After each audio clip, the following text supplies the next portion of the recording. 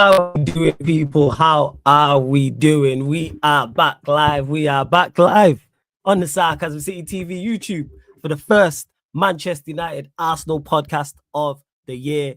Man United podcast meets the good. Actually, is it the second? Whether first, second, no matter. But yeah, it's the second. I just seen teach. So I apologize. Second Manchester United Arsenal podcast of the year, people. We are back live. Man United podcast meets the Gunner Talk from the Arsenal podcast, where we discuss all things Manchester United and all things Arsenal. I know the vast majority, even more, the vast majority of the conversation will be about Arsenal's 2-0 loss to Newcastle United at home in the Carabao Cup Carabao Cup semi-final. First leg, people. So we'll be discussing all things. Arteta's comments, which Warrior J has been kind enough to put in the chat. In regards to Manchester United, a lot of news going on as well. And Manchester United face Arsenal on Sunday. So I'm sure we will discuss that. Rashford in talks with AC Milan. Borussia Dortmund also interested. And reports coming out today saying Manchester United are reluctant but open to selling academy products, Kobe Mainoo and Alejandro Garnacho, if suitable offers are made. So I'm sure we'll be discussing that. Big up to Lewis already in the cut saying, shame about the Arsenal. Shame about the Arsenal. Shame about the Arsenal. Hey, so you know what? Without further ado, we bring the man them into the building, the gang. They're here, you know what I'm saying, fully tag team in the building. TJ and Tony. Yes. What you man saying, man? What's going on? TJ, talk to me. What's happening? First of all, big up the chat. You see, Tony, they're here to dance on our grave, bro. They're here. And I'm not gonna lie to you. We deserve it. The happy clappers in our fan base, the mediocre standard bearers of our fan base it's now all starting to come to roost. And I think a lot of people's heads really turned today, given that absolutely embarrassing performance. People are probably going to be like, TJ, why do you look like the Unabomber today? And I'm going to tell you, it's because I'm embarrassed. This football club that we dedicate hours and hours and heartbeats and months and days and years and breaths and however you calculate time to just continue to embarrass us. We're going to get into the game, but I just want to say this before we start. To Arteta's cult of personality, are you still on board? Because if you can't get up for a League Cup semifinal against your bogey team at home, then I don't know then there's a rot in the fan base, or they're not a rot in the fan base. Well, we can talk about that. There's a rot in the team. There's a rot in the manager. There's a rot, I don't care, with the boot guy, with the kit lady, whoever pulls up and washes the socks. It's rotten all over. Because what I saw today is a team that was just playing a Sunday kickabout with the boys and got absolutely turned over. We're going to get into the tactics, I'm sure, but I'm just disgusted, to be honest with you. And we deserve this as a fan base, to be honest. But big up Tony, big up Flawless. Sorry, I'm not my normal cheery self, but I'm just tired. I'm tired of this. I'm so tired of this. Let's go back to the returning Tony Claude Gunner. Tony, what are you telling me, man? What's going on, fam? Good to see you. Oh my God. Flawless, why do you got that wide smile all up on your face? Because I'm here with two of my two favorite Arsenal fans. That's why. I have to deal with Troops. That wide smile. Troops went full Arteta out, by the way, and I'm not going to let him go back the next time that there's a good 5-6 win streak. That's why I'm smiling, man. He went full back. I'm glad that he's finally on the right side of the fence. Sorry to interrupt. Yeah. It's cool. I got to deal with frauds like Troops and Don C. And who else? Though? I'm trying to think more Arsenal fans. So I'm here with my two favorite Arsenal fans. That's why I'm smiling. This guy.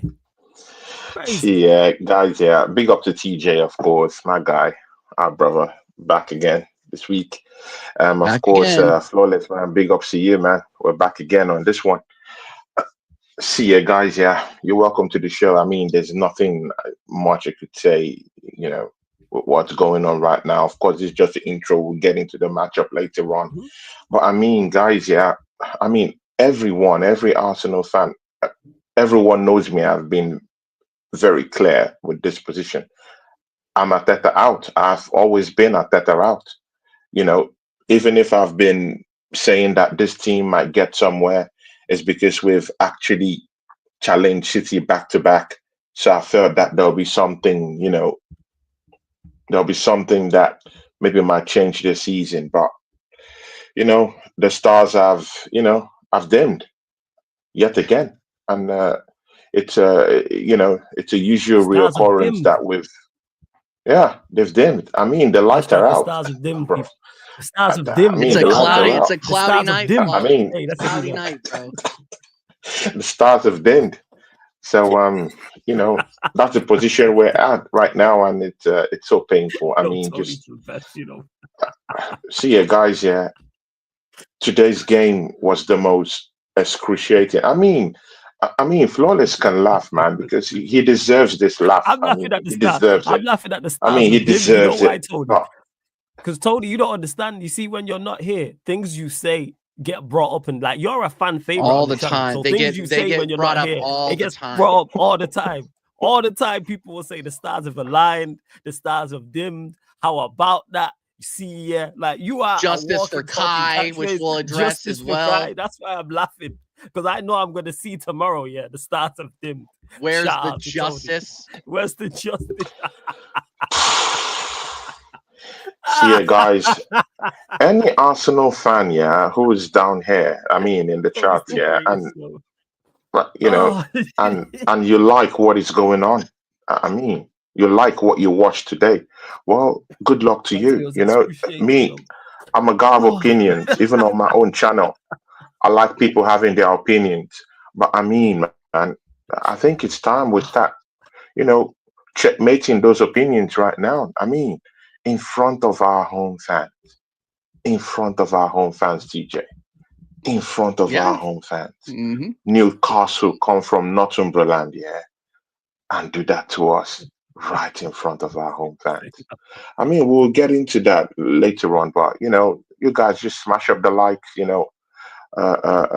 place the subs on if you're just new to the channel, and let's see. And please, I don't want to hear Lex talk because I've already seen him. He's starting to talk and yap in the chat. I don't want to see you talk, man. Yeah, see, man. Yeah, just enter in the bushes. Yeah, enter in the bushes. I don't want to see you here, brother. Don't come in here, brother. Just stay there, bro. We're gonna do the Stay crossover, there. by the way. We're gonna get Stay that there, in bro. the United Arsenal Yardman show. We're gonna do that crossover at some point. Big up Stars of Aligned FC, man. Good to see you in the chat. Says I'm here, Tony, and I've receipts. You while I big up everyone that's locked in. Run up these likes though, because there's over 40 people in the building. I didn't even say that at the start.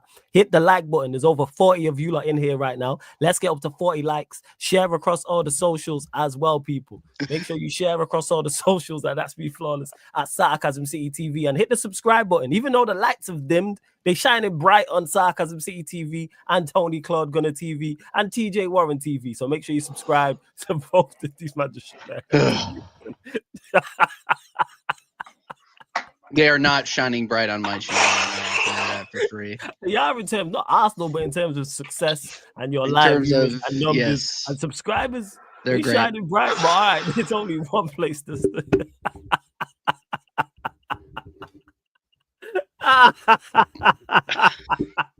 Kaneki, don't even talk shite down there, bro. Come on, bro. Don't do this, bro. Don't do this, bro. This chat is making it all worse. Kaneki, don't do this, bro. Don't do this. Kaneki, don't do this, bro. People, we go do that. The Don't do Arsenal this. Yardman crossover will happen, people. Don't do this, worry, bro. man. I just know I need a spare 4 hours, which I've not got today. That's what it is. I know that show gonna be the longest show in history with TJ, Tony, Kaneki, and Lex. It'll be bad. Yo, It'll be very bad. Hashtag the stars have dimmed. And speaking of stars, we got a star joining the panel as well, man. Man, like Cam comes in the cut. Yes, family. What are you telling me, man? What's going on? What are you telling me? Can you hear me? Yeah, I'm not Yeah, like yeah, bubbling. I'm not. It's all good. Shout Yeah. out Chic TV. That's our guy. Yo, We big can hear up, you, man. big up Cam every single time, bro. That maybe they'll start listening now. Come. Maybe. We hear you, Bruv, man. no, listen, yeah. I just want to know because I'm gonna jump off quick, and then if it's working through my phone properly, fine. I'll be back on in 5 minutes. You're good now. You're good now. It sounds So there's clear. no cracking, there's no like space in between, there's Nothing. nothing like that. Nothing. No, great. Crystal clear, man. It's because I've upgraded my phone, guys. That's why. Love that, man. Big up. Crystal clear. But yeah, Say, no, give me literally like 5 minutes, and I'll be take your back, time, and then fam. we're gonna get into this because I got a list. A blood clot list of names to call out individually one by one because I'm fucking sick and tired of it. I ain't been on live since I don't know when, and I'm sick and tired of it. So give me 5 minutes and I'll be back, Yeah, bro. just take your time, man. Take your time with it. No Big pun ups, Cam. intended. Big up to Sheik for the super chat. Appreciate But you, yeah, Sheik, so I was meant to say big up everyone as well, man. Missed everyone, man. Big up the Big up, Big whole up, blood Cam clot every panel. Big time, up the bro. chat. Big up everyone. You already know, come. Big up to Sheik as well. Make sure you lot subscribe to Sheik TV for the super chat. Appreciate it. Says big up. Arsenal were robbed today. Shameless referee. Hey Tony, do you think you were robbed today? You know that what foul? was shame? No, you That's know what what was I'm shameless? You know what was shameless? No. Was all the panelists that were on your playback today. You should be embarrassed. The amount of Arsenal slander that was going on here. You know what? It's I crazy, thought man. Sarcasm City TV was a neutral venue. But no, you had all these anti-Arsenal people on there, and you know what? And then they called me up to the stage, and they were like, "TJ, why don't you come to the stage so we can make fun of you?" It's one No. of them. It's a neutral venue, but it's an equal opportunity. It's an equal opportunity slander place. We just want to Yeah. see blood. We don't care The whose way- it the is. way- We don't care. The way that Cheek Manchester, was I ain't moving, saying. You know what I'm saying, Manchester United, let something bad happen to us. Or it's I get cooked. the I way would the never way that ever forget Sheik was when moving Ten Hag today was extended. inexcusable today. If Sheik don't Crazy. think I wasn't in there listening, bro, moving absolutely crazy. I'll see you on Friday, bro. We'll have a quick discussion. Anyway. But shout out Sheik for the Super Bowl. Yeah, Sarcasm City TV is an equal opportunity slander place. Tony, what you saying though? Do you reckon you were robbed to respond to Sheik's super chat? Was the ref terrible? No. There wasn't any robbery there. Just Arsenal on No way a did he say typical this. night. Don't We even. just messed it No, up. he didn't. Sorry to cut you off, Tony. No Just way messed did it he up. say. He said, Mikel Arteta on the ball used in the Carabao Cup is just different. Very different to a Premier League ball. And you have to adapt because it flies differently. He's worse than Ten Hag, man. This is right out of Ten Hag's playbook. Bro, he's Man the is top talking about the dude. football, you know. Fuck off with the Tapas Pulis thing. He's Tapas Ten Hag, bro. He's absolutely. I cannot believe Man said the ball what's is going on different. here. Is it not still round? Like, what's going on? I'll go Bro, check it, guys, man. yeah. See, man, I'm in pain, man. I'm in pain, thorough pain, guys. Yeah, I'm in pain. I've not even fully recovered. Even on my show, I was saying it after I finished the watch along. I was like, man, I'm just gonna go to bed and sleep, man. But of course, Flawless, he trusts me so much, so I just have to be here, bro. Appreciate it, man. Because I just wanna slip this out, bro. Because my head is turning. I feel the same way. I mean, Yeah. how can Newcastle do this to us, bro? Hey, do me a favor. I I just want everyone to see Arteta's next job. So I beg you, just bring up my thing quick. Go on. Just bring up my thing quick, innit? So everyone can see the picture of Arteta, innit? Sorry, my bad. I thought you were screen sharing it. That is that. So yeah, so man, them who believe in Arteta, that's where you're gonna be following him, yeah. To Nando's and them man there, yeah, because Nando's that's FC. what he's good for, blood. I got Nando's, yo. Oh Lord have mercy, Lord have mercy. But yeah, let's get into it. Game. TJ will go to you. Arsenal 0. Newcastle United 2. You lot did have chances but missed them. Newcastle clinical. Talk to us. Thoughts on what you seen. Lineup. 'Cause you Man. did quite a strong lineup as well. It wasn't no mixed lineup. It was a strong lineup. That was our best lineup that he could have played. I mean, you can argue between Gabriel Jesus and Kai Havertz, but other than that, that was our strongest midfield. Those are the best wingers that we have available. That was our best back line. I've been putting MLS on a pedestal for the longest time, and he started today, and we obviously had David Raya in net. Let's just start from the back and work our way forward. David Raya was awful today. He was awful today. There were moments when he was trying to play out the back, and Newcastle. First of all, let me just say this. Newcastle played incredible today. Don't get me trashing Arsenal, take anything away from Newcastle. Newcastle played fantastic today. They did what they needed to do. They knew what they needed to do. They played physical. They played physical. They played physical. They pressed us. They weren't afraid to hang out on our side of the pitch when we had the ball. Like we couldn't play out the back because they had 4 or 5 guys in front of David Raya. David Raya giving the ball away when he was trying to play it out the back. If you see that many players on that side, on your side of the pitch, when you have the ball, hoof it, get it out. What are you doing giving the ball away? He gave away 2 chances in the first half that way. 2 chances in the first half. It just, he looked shaky today. And the defense, Saliba, his head must be in Madrid. Because I don't know, where was he on that Isak goal? You can blame Odegaard for the poor midfield play, and I'll get to him in a second. But Saliba needs to do a ton better there. He was nowhere near Isak. Isak was wide open. You would think that you would want to cover the most informed striker in the Premier League in a cup final, in a cup semifinal. But no, we give him enough time to put in an absolute top Ben's worldie against us. Alexander Isak, who people said, no, we don't need a world-class striker. We can let Isak go to Newcastle. It's fine. We have Super Mick Arteta and we have Gabriel Jesus. We're going to be all right. It's going to be fine. Get to the mid, and other than that, our back line wasn't very good. I mean, our back line in general wasn't very good. I think Miles Lewis-Skelly was our best fullback. Timber wasn't very good today. Gabriel, Saliba's lost, and Gabriel is lost right alongside with him.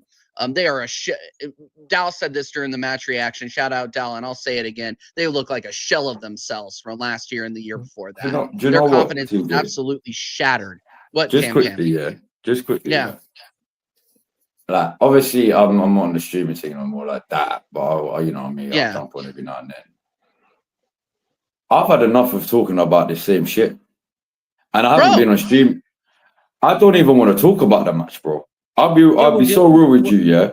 I don't care about the match. Yeah. I don't give a fuck about the match no more. But I don't care about any of these matches no more because it's consistently the same fucking bullshit year in, year out, bro. You got it. Like, I know I'm gonna let you go, but sorry, I know we're meant to talk about the match, but do you know what? We'll get to it. Cause I know there's more you want to say, and we'll get to that. Once you dissected the match, we'll get to it. But go on, TJ. And Cam, I feel the same way. I'll just say this real quick, and then I'm gonna get back to the match. Is that I was talking with Safi about this the other day. I was like, I talk so much about what's going on in the club outside of the match that I kind of lose. Like, I just get focused on the result and I don't really see what's going on the pitch. But what happened today on the pitch perfectly aligns with what's going on outside off the pitch too, because it's a shit show everywhere. But people want to glaze it because we had enough. We were getting enough results, right? And I get tired of talking. I get tired of talking about how I want Arteta out, how I want Garlic out, how I want the Cronkies out. But it all gets tiring. But we got to keep pounding on it because otherwise nobody's going to hear us, and we get the happy clappers of this fan base on YouTube, Twitter, any other social media that will allow for this, and we'll continue to be mediocre. But we can get into that. I'm sure Cam's going to touch on that. Anyway, back to the match. Our midfield was one of the worst matches I've seen collectively out of Odegaard, Partey, and Rice. One of the worst. I think there's a big problem in our team with players trying to do too much because they're versatile in too many different positions. You have Declan Rice, who I've always touted as a stay-at-home 6. He's great on the ball. He will get the ball off you, and he'll be able to get the ball into a safe area. But I think that Arteta is saying, you know what, we need you to be that left-sided 8, box to box. We need you to contribute offensively. And anytime he gets into the final third, he looks like an absolute headless chicken. He's brutal out there. Big up Don C. I'm glad we got Shout out all the Don C, guys who here. was there. He was there We at got- the game as well. Oh, people. Shout out dude, to I Don am C. so sorry, Big Don. up Don We'll let C, you get man. into this. I don't have one good thing to say about any players, by the way, so I'm pretty sure you're gonna have the same kind of thing. In the first half, especially, and in the second half as well, we just got cut through. Newcastle's chances, they just cut through our midfield like we weren't even there. Like it, and then and I'll get into this. I'll get into the substitutions, but I'll finish up with the front line. Midfield, absolutely awful. Martin Odegaard, I don't know where he is. He's not a captain of this football club. Get him out of here. Send him to Norway. I'm done with him. He's getting bullied in the midfield. He's getting embarrassed. He's getting shoved around, and he doesn't do anything. He just lets it happen. And at his home pitch, they let us come in. They came into our pitch. They came into our house, made love to our girl, and left. That's exactly what they did. That's exactly what they did. Because they pushed us. You think Patrick Vieira or Tony Adams would allow themselves to be pushed around like that? Embarrassing, bro. Embarrassing. And this is Newcastle. We know that they're going to play us physical. We know that they're going to play us hard. Pause. We know that. We know that. And you don't prepare adequately for it, and you don't prepare mentally for it. And that's up to the manager and the players, by the way. And then we'll finish up with this absolute shit show. Trossard and Martinelli. Oh my God. You might as well just have mannequins on the wings, because at least you're not paying mannequins as much. Trossard is not a starting winger. Stop this. I'm done with him. Play him off the bench or don't fucking play him at all. I'm done with him. Done. Zero creativity, zero incisiveness. He gets into the ball and he gets into the box and he can do a job. But other than that, what does he do? Martinelli, shell of himself. He's eaten off of his performance 2 years ago, and he has the fan base are just hoping that he's eventually going to come back. He's not going to come back. If your dog is lost for 2 years, sorry, the Lassie's not going to find his way home. Okay, it's time to cut bait. Send him back to Brazil. I'm done with him. There are maybe 3 or 4 players in this starting 11 that I would save, by the way. And don't even get me started on Kai Havertz. Waste of space. Uncomfortable on the ball.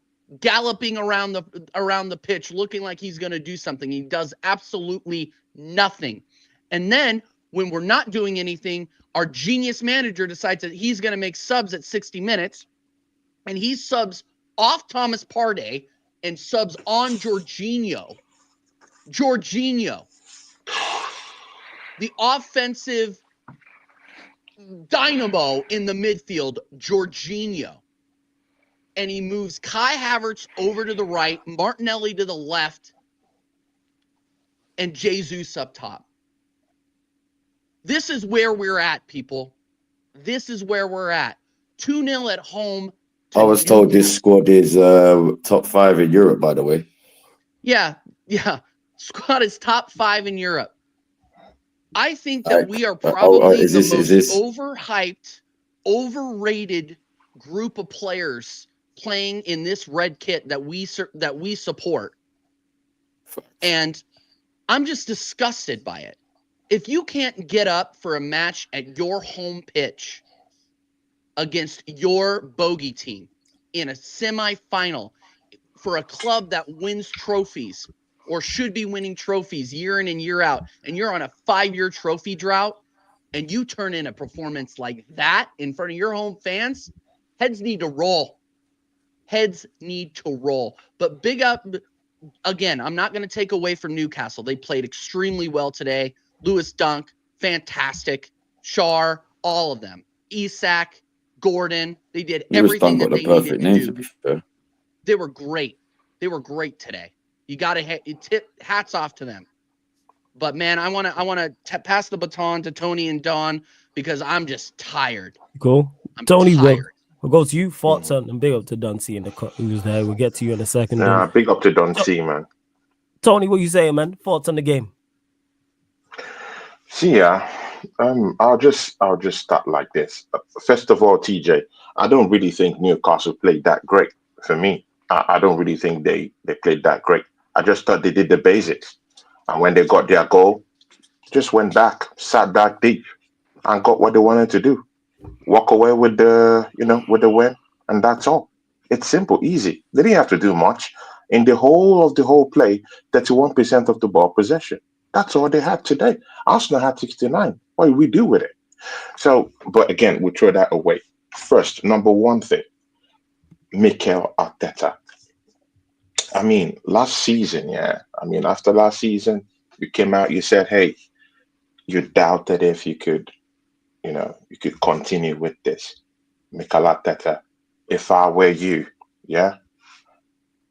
I would tender my resignation very early tomorrow morning. Wow. Yeah. Early tomorrow morning, I would tender my resignation. I would just call the Kronkers, tell them, see Hey Tony, guys, quick question, yeah. Did you back Arteta? In the first two seasons, yes. When did you want him gone? Sorry, man. I wanted him gone in like about, this is heading like the second year now. Say no more then. Say no more. Yeah, this is like the second year now. So, Mr. Arteta, I thought you might have to do one per. I'm not gonna lie, Tony. I thought I might have had to add you to that list I've got right now about your car. You're safe. No. I can't wait to hear. I wanted him out. By the way, I've always wanted him out. You can ask TJ. Making a I've list, always he's wanted checking him it out. twice.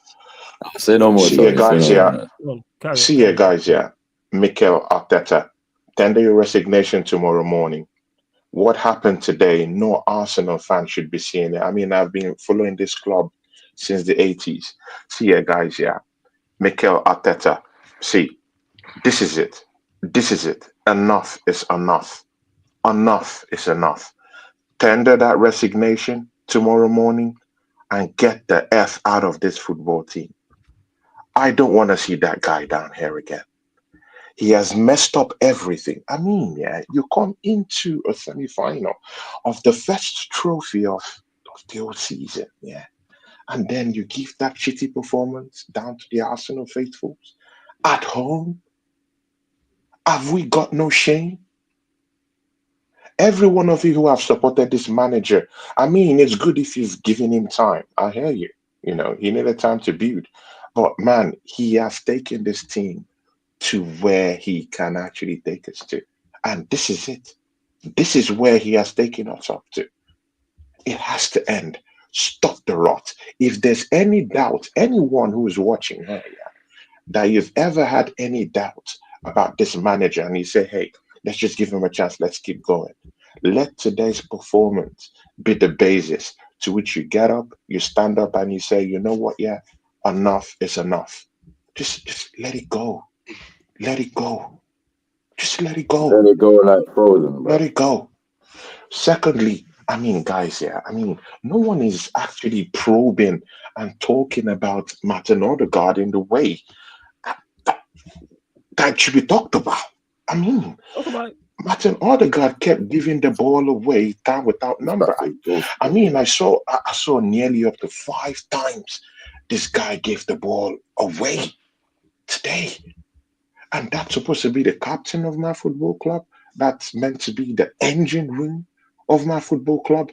I mean, I've been talking about that on my channel most of the time. I mean, people just like to see, the stars are aligning. But when I come to my channel, people don't really know what I talk about on my own channel. So let's just cut that crap up and let me just allow you guys to understand the real thing going on. I've always talked about Martin Odegaard. I don't trust this guy. And the biggest part of the whole thing is that Mikel Arteta has built our team around this guy. And now that's the bigger problem. It's easy for people to say, oh, why isn't Martin Odegaard creating?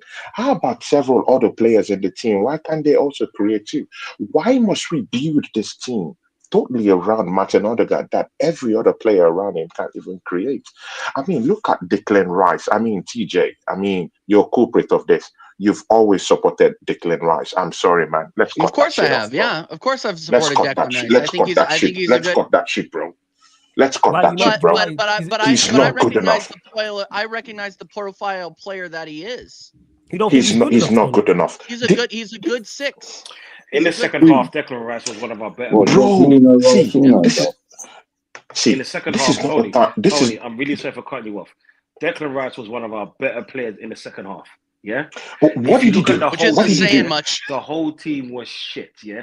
Yes, I agree. The whole team, Martin even Odegaard Rice, has been shit. Yeah. Martin Odegaard has been shit. Yeah.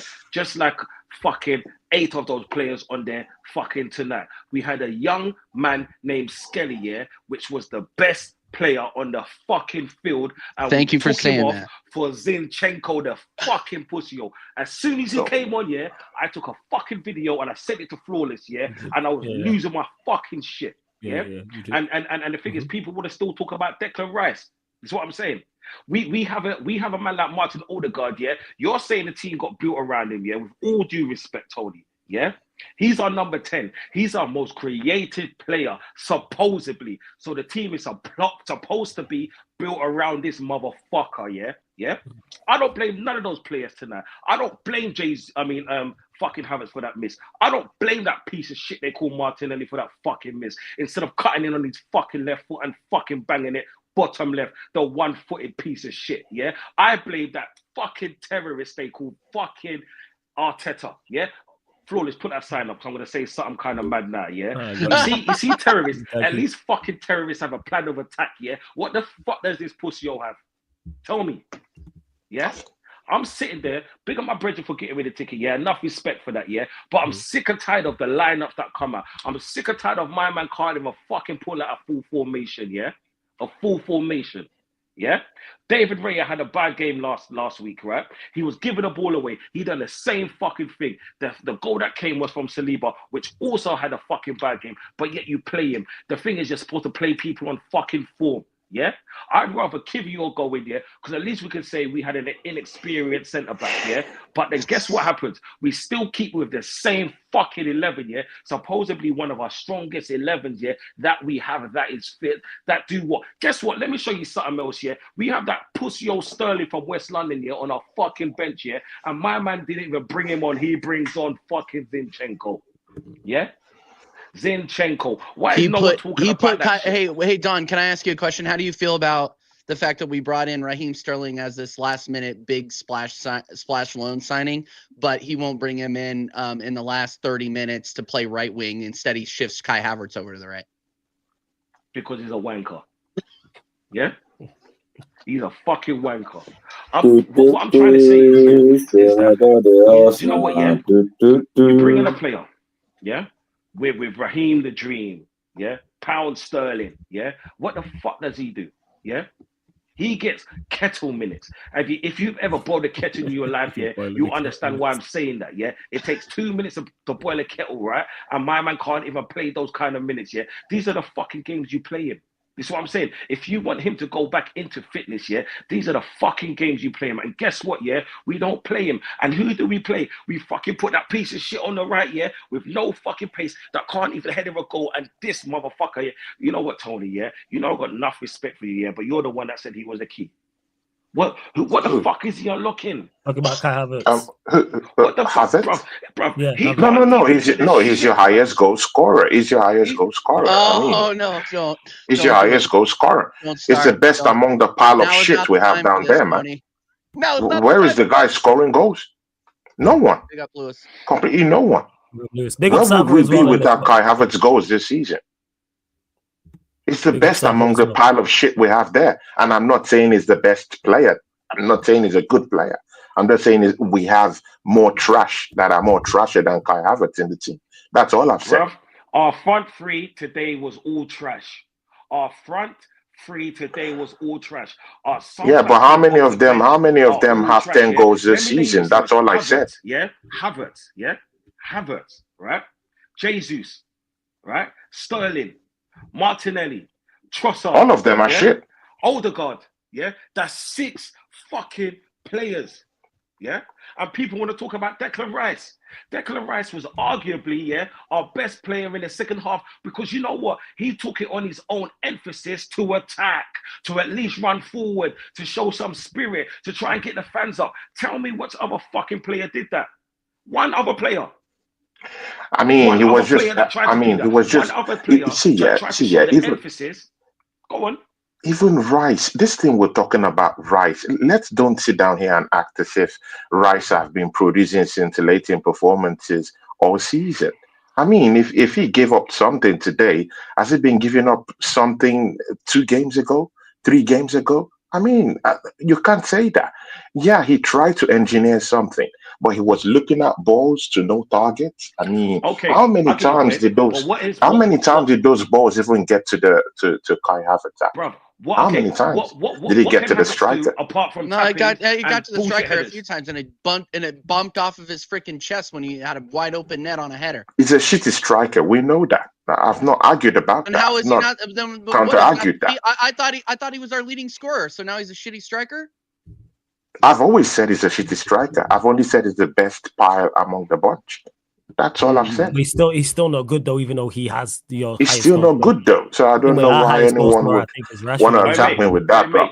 Yeah, that don't mean nothing to me. To tell you why, because between fucking Gabriel and Gabriel and Saliba, they got fucking 6 goals. So what does the fuck does that mean? And Kai Havertz has higher numbers than that. But again, Yes, I'm because not here most of them to come from set argue pieces or about Kai tackling. Havertz. He's So a shitty any striker. idiot on the field can do that.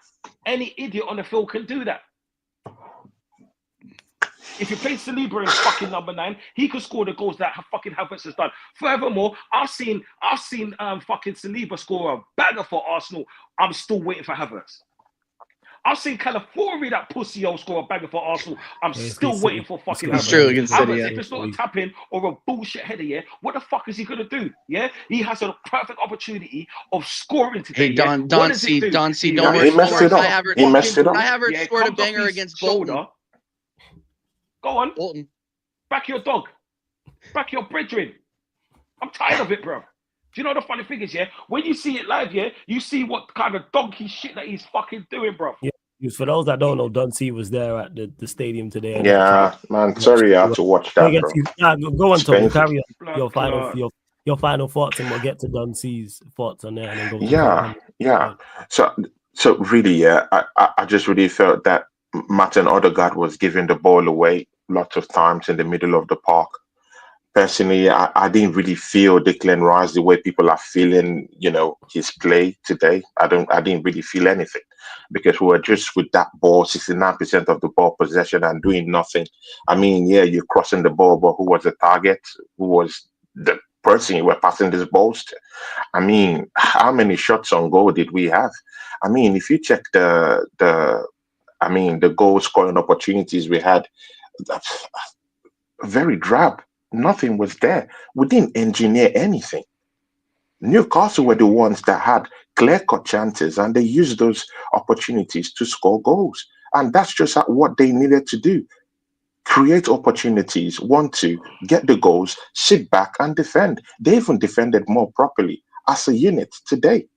For me, Riskelly was our best player on the pitch, but again, man, he was caught a few times. If you check, I mean, Dundee were down there maybe, but I felt he was caught just a few times. Maybe not so pronounced, but I think he was really caught down there. Just a few times. I mean, Saliba, what were you doing? Our defenders, ball watching. I mean, how would we allow? I mean, Murphy, come on, a third grade attacker come down there and just open up our defense just like that. I mean, what are you doing? I don't know, man.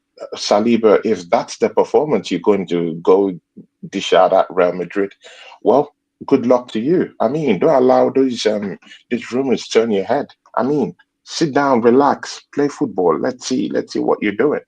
There's sometimes you just lose focus. And the way Murphy tore our defense today, man, just so goddamn painful. I mean, I wouldn't be on Raya's neck, all that. Who do we have on the bench? Everything all patterns to our recruitment. Our recruitment is complete garbage. Complete, utterly garbage. And the irony of this whole thing is that the transfer window is there. It's open right now. It's there. It's open. Go pull out the checkbooks and go sign a player. 2-3 players.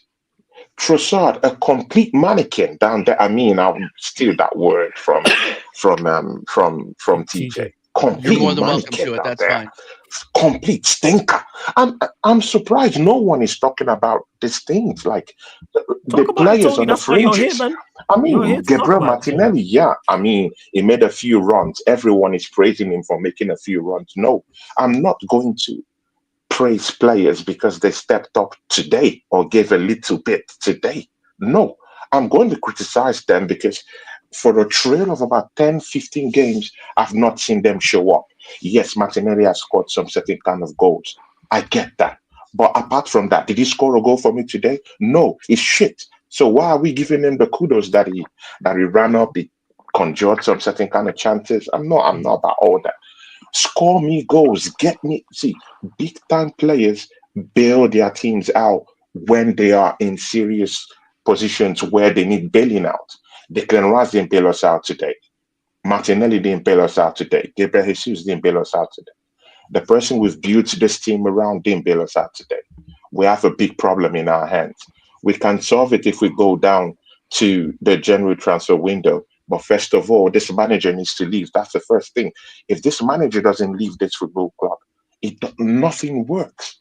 Nothing works.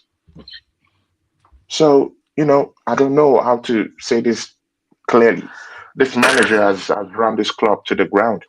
And in fact, now I'm even very fearful what's even going to happen in the next 3-4 matches, man. Might be, I don't even, if the same Manchester United that showed up against Liverpool shows up on Sunday, we're toast, man.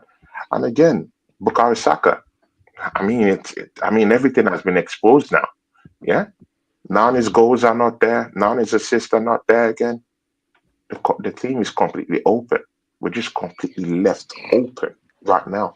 It's all clear for all to see that Bukayo Saka has been the one carrying this team. We're in the gutters right now.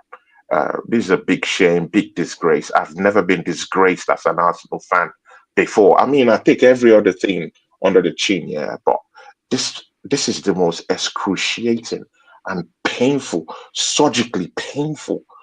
You must have not watched the Man United bro, day 2 against Arsenal, bruv. This is the most, bro. Even that one we lost against Manchester United. The players still showed heart. They were still fighting. This one, complete, it's just drab. You send the ball across, nothing in front of your home fans, bro. I can't take this, man. This is painful. It's painful, man. And I might just give it up with Arsenal football right now until this manager leaves this football club. He needs to leave. He needs to leave. Not after that stinker. So you're saying resignation in the morning, you're saying settings. He needs to leave early in the morning. That's the first thing he needs to do. Yeah. And big up to Sava for the super chat. Appreciate it. You lot, make sure you subscribe to Football Heritage TV. Says, would Arsenal like Richarlison and Werner? P.S. Anjao. Worst manager I've ever seen. Love. Hey, love every time, man. Every time, Sava. And I appreciate the super chat, man. Big up. Don, we'll go to you, man. Obviously, you was there at the stadium.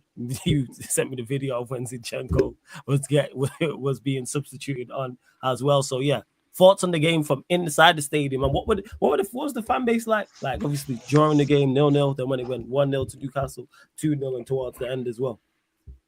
Okay, first big up the chat. Yeah, so manners and respect to all the chats. Yeah, big up the panel. Yeah, TJ flawless each and every time. Tony, you're my guy.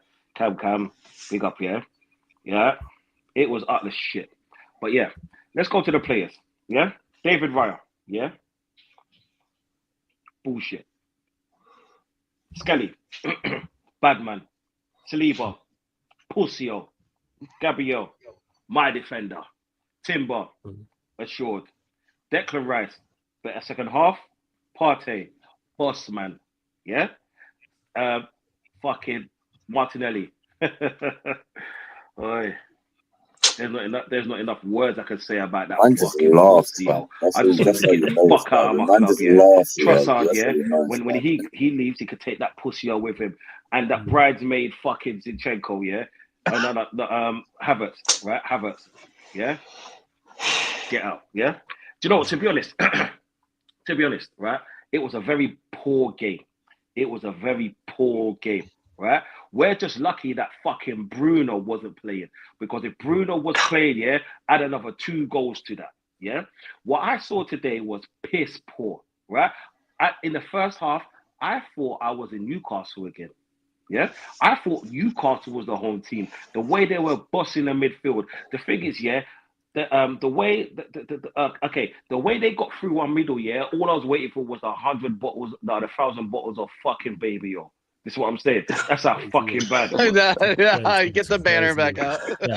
Give him the Don DeMarco. I mean, flawless. Give him his Don DeMarco. He needs his Don DeMarco. As you can see on the title, people are the views Give him the expressed by Don DeMarco. panelists.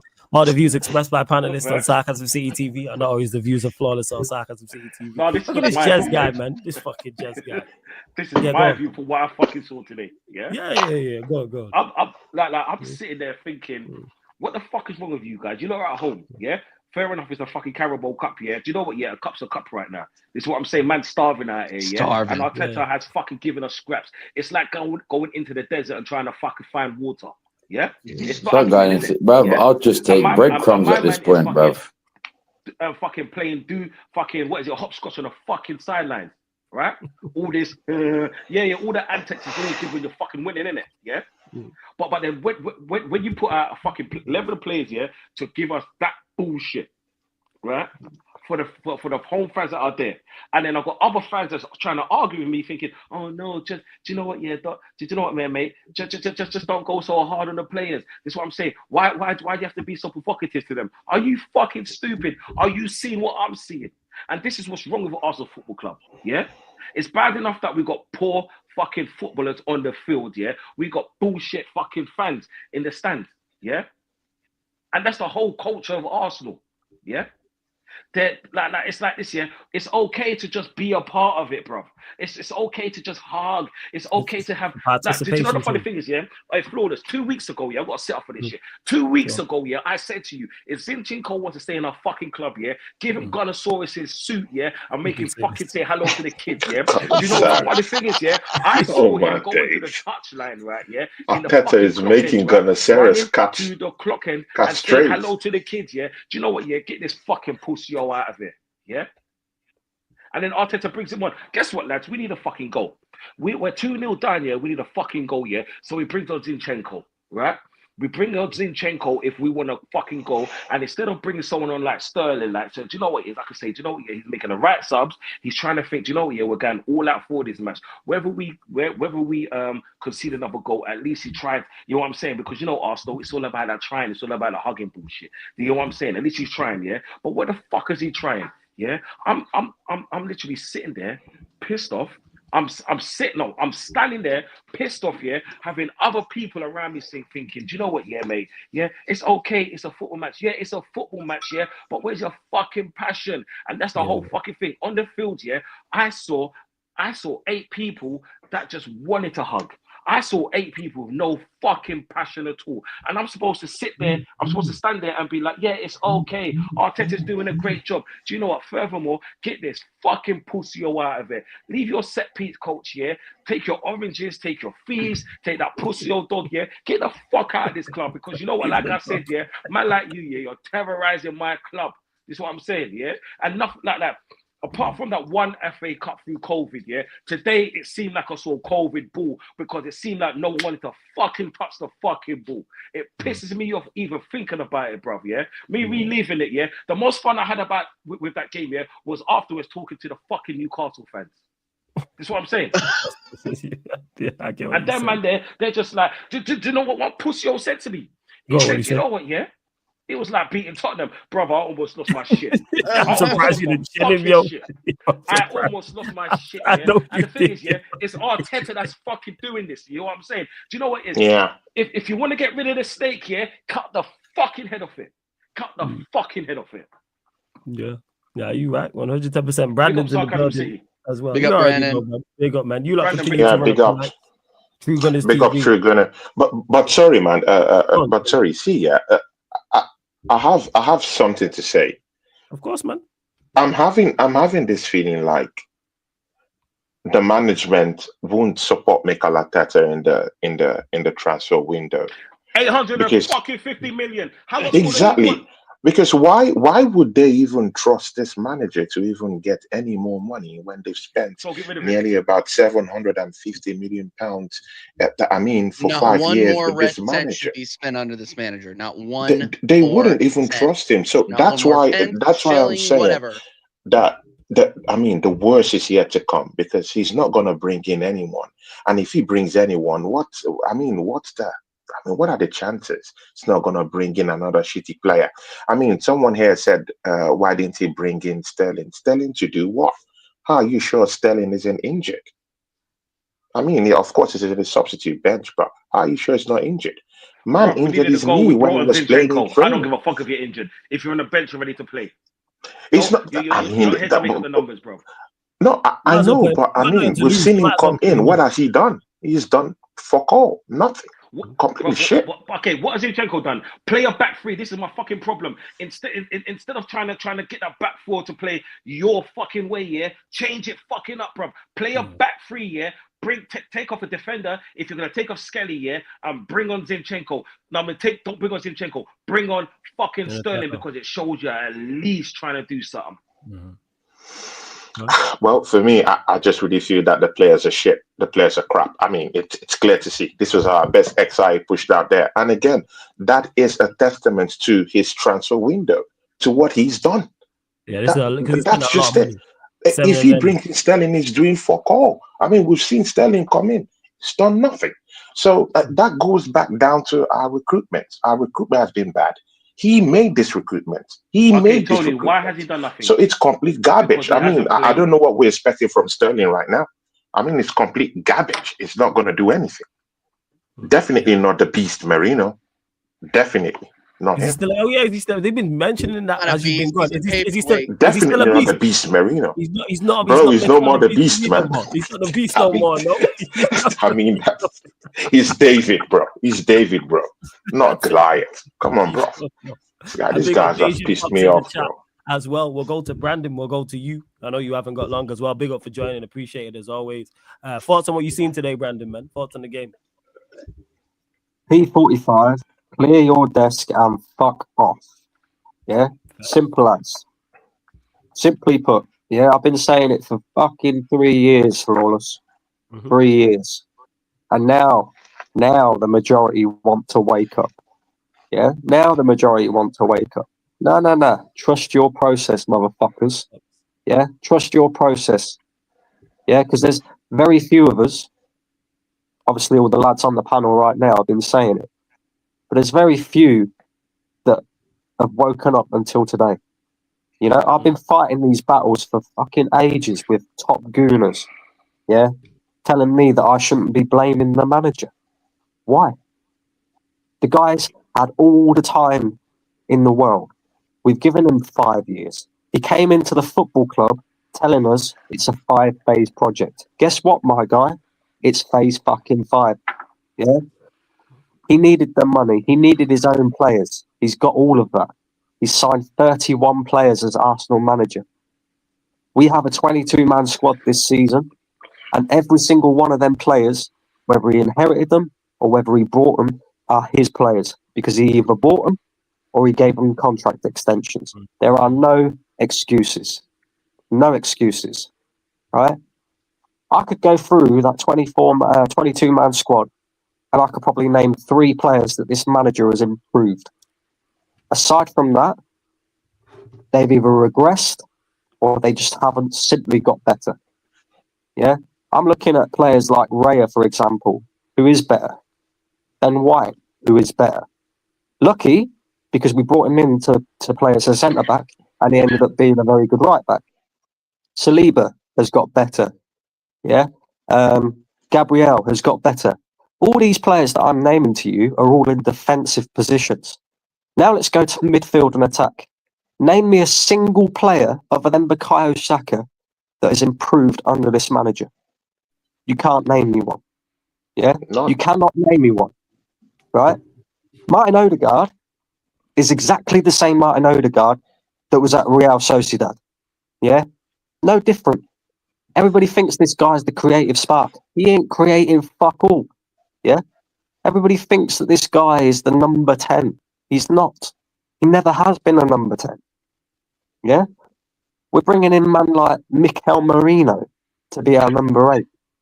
But yet we've got Declan Rice playing our number 8, who we brought in to be our 6. We've got Havertz playing as a 9, who we brought in to be an 8. And we still need an 8 and a 9. Work that fucker out. Yeah? Martinelli was cooking under Unai Emery. 10 goals under Unai Emery in his only season. Yeah? He was cooking in the first season under Arteta. But now that this manager has got a grip on these players, now that these players, because effectively what happened, guys, right? Arteta came into the club. He won the FA Cup. A lot of people want to credit him with that. If you go back and look at that squad, everybody was told, or we was told, that we had to tear that squad to pieces because it was toxic, it was negative, it wasn't good enough. Yeah? I can name you 4 players out of that squad that have something else above ability, which is what Arsenal are lacking right now. Kieran Tierney, David Luiz, Aubameyang, and Guendouzi. Them 4 players all have personality. Name me a single Arsenal player in this squad right now that has personality. And what I mean by personality is, I'm going to go and win you that game. I'm going to take the game by the scruff of the neck, and I'm going to win this game for Arsenal. There's one. The set piece coach. The set piece coach. And aside from the set piece coach, Don, there's only Bukayo Saka, my friend. Yeah? Because this manager has ripped everything out of Arsenal and started again. And the reason why we went down this youth project in the first place is because he wanted sheep. He wanted guys that were going to follow everything that he says. We now have a squad full of sheep. Them players go out on the pitch and they don't express themselves because it's all about the system. You have to work in your own zones, in your own areas. You do as the manager says, or I hook you. And you may never play for this football club ever again. That's how much power this guy has over Arsenal right now. It is honestly a shambles, an absolute shambles. On today's game, the first half is on the players. The second half is on the manager. Now, the first half is on the players, simply put, right? Because we should have been 3-0 up before Newcastle even scored. Timber should have scored from a corner. He heads it over the bar. Yeah? Martinelli should have scored his one-on-one. He hits the post. You've got all that goal to aim at. You're one-on-one with the goalkeeper, and you fucking hit the post. What the hell? Timber header. Timber header. Yeah, Timber header. Yeah, and then my man Gabriel also should have scored from a corner, right? So there's 3 goals that Arsenal should have had before Newcastle even scored. We didn't score. Now let's look at our defence for that first goal. Jesus Christ. I've seen better defending in Sunday League football. And we're supposed to be a team that relies on our defence, that uses our defence to keep things tight and then hopefully hit teams on the counter-attack and maybe win the game by 1 or 2 goals. Yeah? We're supposed to be defensively structured to go up the other end and maybe score 1 or 2 goals and then see out the game. That's how Mikel Arteta wants this Arsenal team to play. That first goal, what is William Saliba doing? Why is he going to win the initial header on the edge of his box? You're part of the defence, my guy. Hold the line with Gabriel. Let one of the midfielders go and win that initial header. And if they don't win the initial header, guess what? You're there to sweep up. But because Saliba left his position and decided to try and win that initial header, when he didn't win the initial header and it landed in his area or his zone where he should have been, we're left with a back 2 of effectively Gabriel and Martin Odegaard. Yeah? Rice ball watches and allows Murphy to come in. And then Murphy gets the touch on the ball and Martin Odegaard ball watches as well, which allows Isaac to get in and score the goal. So we go in at half-time, and I'm looking at it thinking, right, Havertz has offered absolutely nothing to Arsenal's attack. Havertz is supposed to be playing number 9 today, and he was everywhere else on the pitch except from in the box when Arsenal were putting balls in the box, which is where your number 9 should be. He was on the right wing, he was in midfield, he was everywhere apart from where he should have been. Now, in my opinion, he should have been took off at half time. Trossard was another one that should have been took off at half time. Absolutely stinking the gaff out. But our manager went, no, I'm Mikel Arteta. I know better than you, man. Let's send them back out again and let's see if something changes in the second half. And then, and this is why I put it on the manager, because I always talk about his in-game management being absolutely pathetic, right? The manager isn't there to pick Arsenal's best 11. Any single one of us could do that. Even Flawless, who's a Man United fan, could pick Arsenal's best 11 and say, go out there and play. Yeah?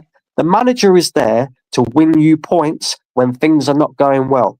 Alex Ferguson was a prime example of that.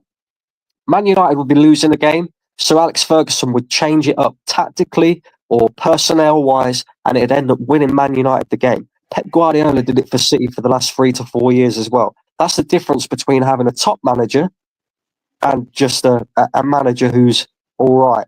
Yeah? So Arteta waits until we go 2-0 down before he makes a substitution. Okay, no worries. Who's coming on then? Oh, I'm going to take Thomas Partey off, who's your only midfielder who can receive the ball on the half turn, who will break lines with his passing, who will drive with the ball forward, and I'm going to put on 34-year-old pensioner Jorginho. Okay, no problem. We need a goal, my friend. Oh, and also on top of that, I'm going to take off Lewis Skelly, who has been Arsenal's best player. Imagine that, right? £800 million spent, all these players. And our best player has been an academy graduate today. Our best player against Brighton was also an academy graduate until he came off at half time. What does that say about the rest of this squad? So then he brings on Zinchenko. We need a goal. Raheem Sterling is sat on the bench. We all remember in the summer, guys, Raheem the Dream's coming. Don't worry. Raheem the Dream is here. Arteta can save him. Look at what he did at Man City. Oh, yeah. You know, when Arteta first came into Arsenal, this is how we know that we have been spun alive from the very beginning. If you go back to All or Nothing, I'm sure we've all watched the All or Nothing Arsenal, right? And the Man City one, which was prior to that. Arteta was credited somehow with Raheem Sterling having the season of his life at Manchester City. We was told that Mikel Arteta works really well with attacking players and he improves them. He's killed every single attacking player that he has at this football club. He killed Aubameyang after he just scored the goal, won the Golden Boot the season prior to that. He's killed Jesus because Jesus, from when he first joined Arsenal, is not the same Jesus now. He's killed Martinelli. The only one who he hasn't killed is Bukayo Saka because Bukayo Saka has star quality. The rest of them don't. They're very average players. So then you look at that and you go, okay, so this guy's supposed to improve attacking players, but he doesn't focus on attacking football. He focuses on defending. So you could say, well, they've got that wrong because he's more of a defensive manager than he is an attacking manager. Well, I'm not being funny. If I knew that Arsenal were going to be playing this haram football, this terroristic football of defend, sit back, try and hit on the counter, 1-0 to the Arsenal decades and decades ago under George Graham, was the song. 1-0 to the Arsenal, yeah? If I knew we was going to play this style of football, go and get me Diego Simeone, go and get me Jose Mourinho, go and get me a manager that's actually one doing it, not some fucking cone boy for Manchester City, who's never ever managed ever. And then go and give this guy, bearing in mind, for some unknown reason, we wouldn't give arguably the greatest manager in our history, in Arsene Wenger, any money. We just allowed him to keep selling our best players. But we're going to give this guy, this apprentice, £800 million to spend. Okay. Well, guess what? The whole lot needs to be ripped up. The manager needs to go. The Cronkies, I am shocked that Arsenal fans have allowed themselves to be fooled by these guys. We should be outside the stadium like we was when the Super League came about. We should be outside that stadium protesting until these motherfuckers, parasites, go and leave the football club because they're only ever interested in getting Champions League money, getting Champions League football, and that is it. Because if they were interested in winning and they genuinely believed in this guy that they've got in charge, yeah, they would give him the extra money to go and spend, regardless of the fact that he's spent £800 million already. But they're not interested in winning. Yeah, they don't care as long as he gets Champions League football. Providing Arsenal get Champions League football this season, he will remain in his job. That's the truth of the matter. Also, I'm not sure if you guys have seen what Mikel Arteta had to say in his press conference after the game, so I'm going to repeat it here. Mikel Arteta blamed tonight on the ball. He said the ball that was used tonight in the Carabao Cup is not the same as the Premier League ball, and you have to adapt because it flies differently. Yeah. He says it's just different, very different to a Premier League. It's just different, very different to a Premier League ball, and you have to adapt to that because it flies differently. What a load of shit! Did Newcastle have to adapt to that? You know, does it? How can a ball that flies differently stop Martinelli from scoring a 1-on-1 and Kai Havertz from scoring 5 yards out? It's a simple fucking tapping, and my guy's hitting it off his shoulder. What are we doing here? We're supposed to be an elite football club. But you'll get fans out there going, well, Mikel said the ball's different, so it must mean the ball's different. Tell him right now, go and clear your fucking desk out, take your light bulb, take your shitty little fucking Win dog, yeah? Buying a dog called Win that you can't even win anything, right? Take your speakers, which was playing You'll Never Walk Alone at the training ground. Take all of that shit and get the fuck out of here now. Yeah? Go and get me a proper manager. Go and get me a guy who actually knows what he's doing. Because the one thing that I've always said about Arteta, up until recently, I've always said, I don't like the guy, I don't think he's good enough, but he says the right things. Yeah? Last season's a prime example of that. The last home game against Everton, he come out at the end of it and said, we're not satisfied with second, we want more. He says everything that all Arsenal fans want to hear. All Arsenal fans have waited for 20-odd years to win a major honour. We've waited for 5 years to win a trophy. We want to hear things like that from this manager. This manager knows exactly what he's doing in the PR department. He knows exactly how to get fans on side. But when it actually comes to delivering, he's fucking useless. Yeah? I can't lie. Useless. I'm itching for fucking just go, bruv. Yeah, come, we gonna get there, man. We got time. You know what I'm saying? There's no rush. Go. Don't let me stop you. Yeah, because Brandon was on the road. Before you do that, hey, sorry, Brandon, I'm not even denying what you're saying, bruv. I'm just like, I'm here. I'm like, Brandon's hyping me up, bruv. I'm ready to go, bruv. I hear you. Hey, before you go, come, large up everyone that is. Sorry, Brandon, continue. My bad. Cool, man. Continue to run up the likes, hit the subscribe button. Make sure you subscribe to everyone here. TJ Warren TV, Tony Clark Gunner TV, True Gunners TV as well. Big up to C24 for the super chat. One of the mods members be kind enough to drop everyone's links in the chat. Go subscribe to everyone right now. C24, big up for the super chat, my guy. He said, who knew it would take Howe taking Isak off at the 64th minute for Arsenal fans to realize it was all a sham? I'd rather lose 4-0 with Isak playing in the 90th minute than this. It surprised me. I couldn't believe it. I was like, not 84 minutes. It was that comfortable for him. It was light work. It was light work. Let me also talk about Arsenal's creative spark as well, right? Because tonight, Newcastle scored us in every single department, midfield especially. Newcastle's creative spark is Bruno Guimaraes. He wasn't there tonight, right? Because he's suspended. So you would expect big Arsenal's creative spark to have an easy night in midfield tonight because he ain't got to compete with Bruno Guimaraes. Where was he tonight? Jorginho, for as much as I don't like Jorginho, and I just called him a 34-year-old OAP, you know, his legs are gone, needs a Zimmer frame, walking stick, all of that, yeah? He came on the pitch and he created more than Martin Odegaard. How is that possible? But people still will sit here going, oh, well, Odegaard, he's the creative spark. No, he's not. He's not a 10. He never has been. Yes, he links the play between defence and attack very well. But let me tell you something. A number 10 comes up with assists and goals consistently. This guy never comes up with assists and goals.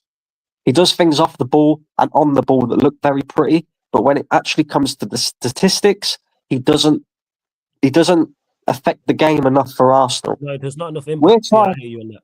we're trying to do the Man City thing, right? 2 years ago, when Man City won the treble, their midfield was Rodri, who shielded the defence but could also move the ball forward, drive with the ball, progress with the ball, right? Then in front of Rodri, they had Bernardo Silva and Kevin De Bruyne. Odegaard is Arsenal's Bernardo Silva. He's just not as good. And what I mean by that is Odegaard's very good at retaining the possession. He's very good at moving the ball forward, finding little pockets of space. But he doesn't come up with goals and assists. We don't have a Kevin De Bruyne in our ranks. That is what Arsenal are missing. We need a player who is going to create for Arsenal at a higher level than Martin Odegaard, but also come up with goals and assists. Because as much as people want to come out here and say to me, and I agree, by the way, Martinelli is trash, Jesus is trash, Trossard's trash, Havertz has always been trash, right? And the only one that's any good is Saka. Well, that ain't strictly true, because we know that Martinelli is capable of better because we've seen it. We know that Trossard is capable of better because we've seen it. We know Jesus is capable of better because we've seen it. Crazy. So the question is why are all these players suddenly falling off the cliff? Well, we don't have enough creativity in the team.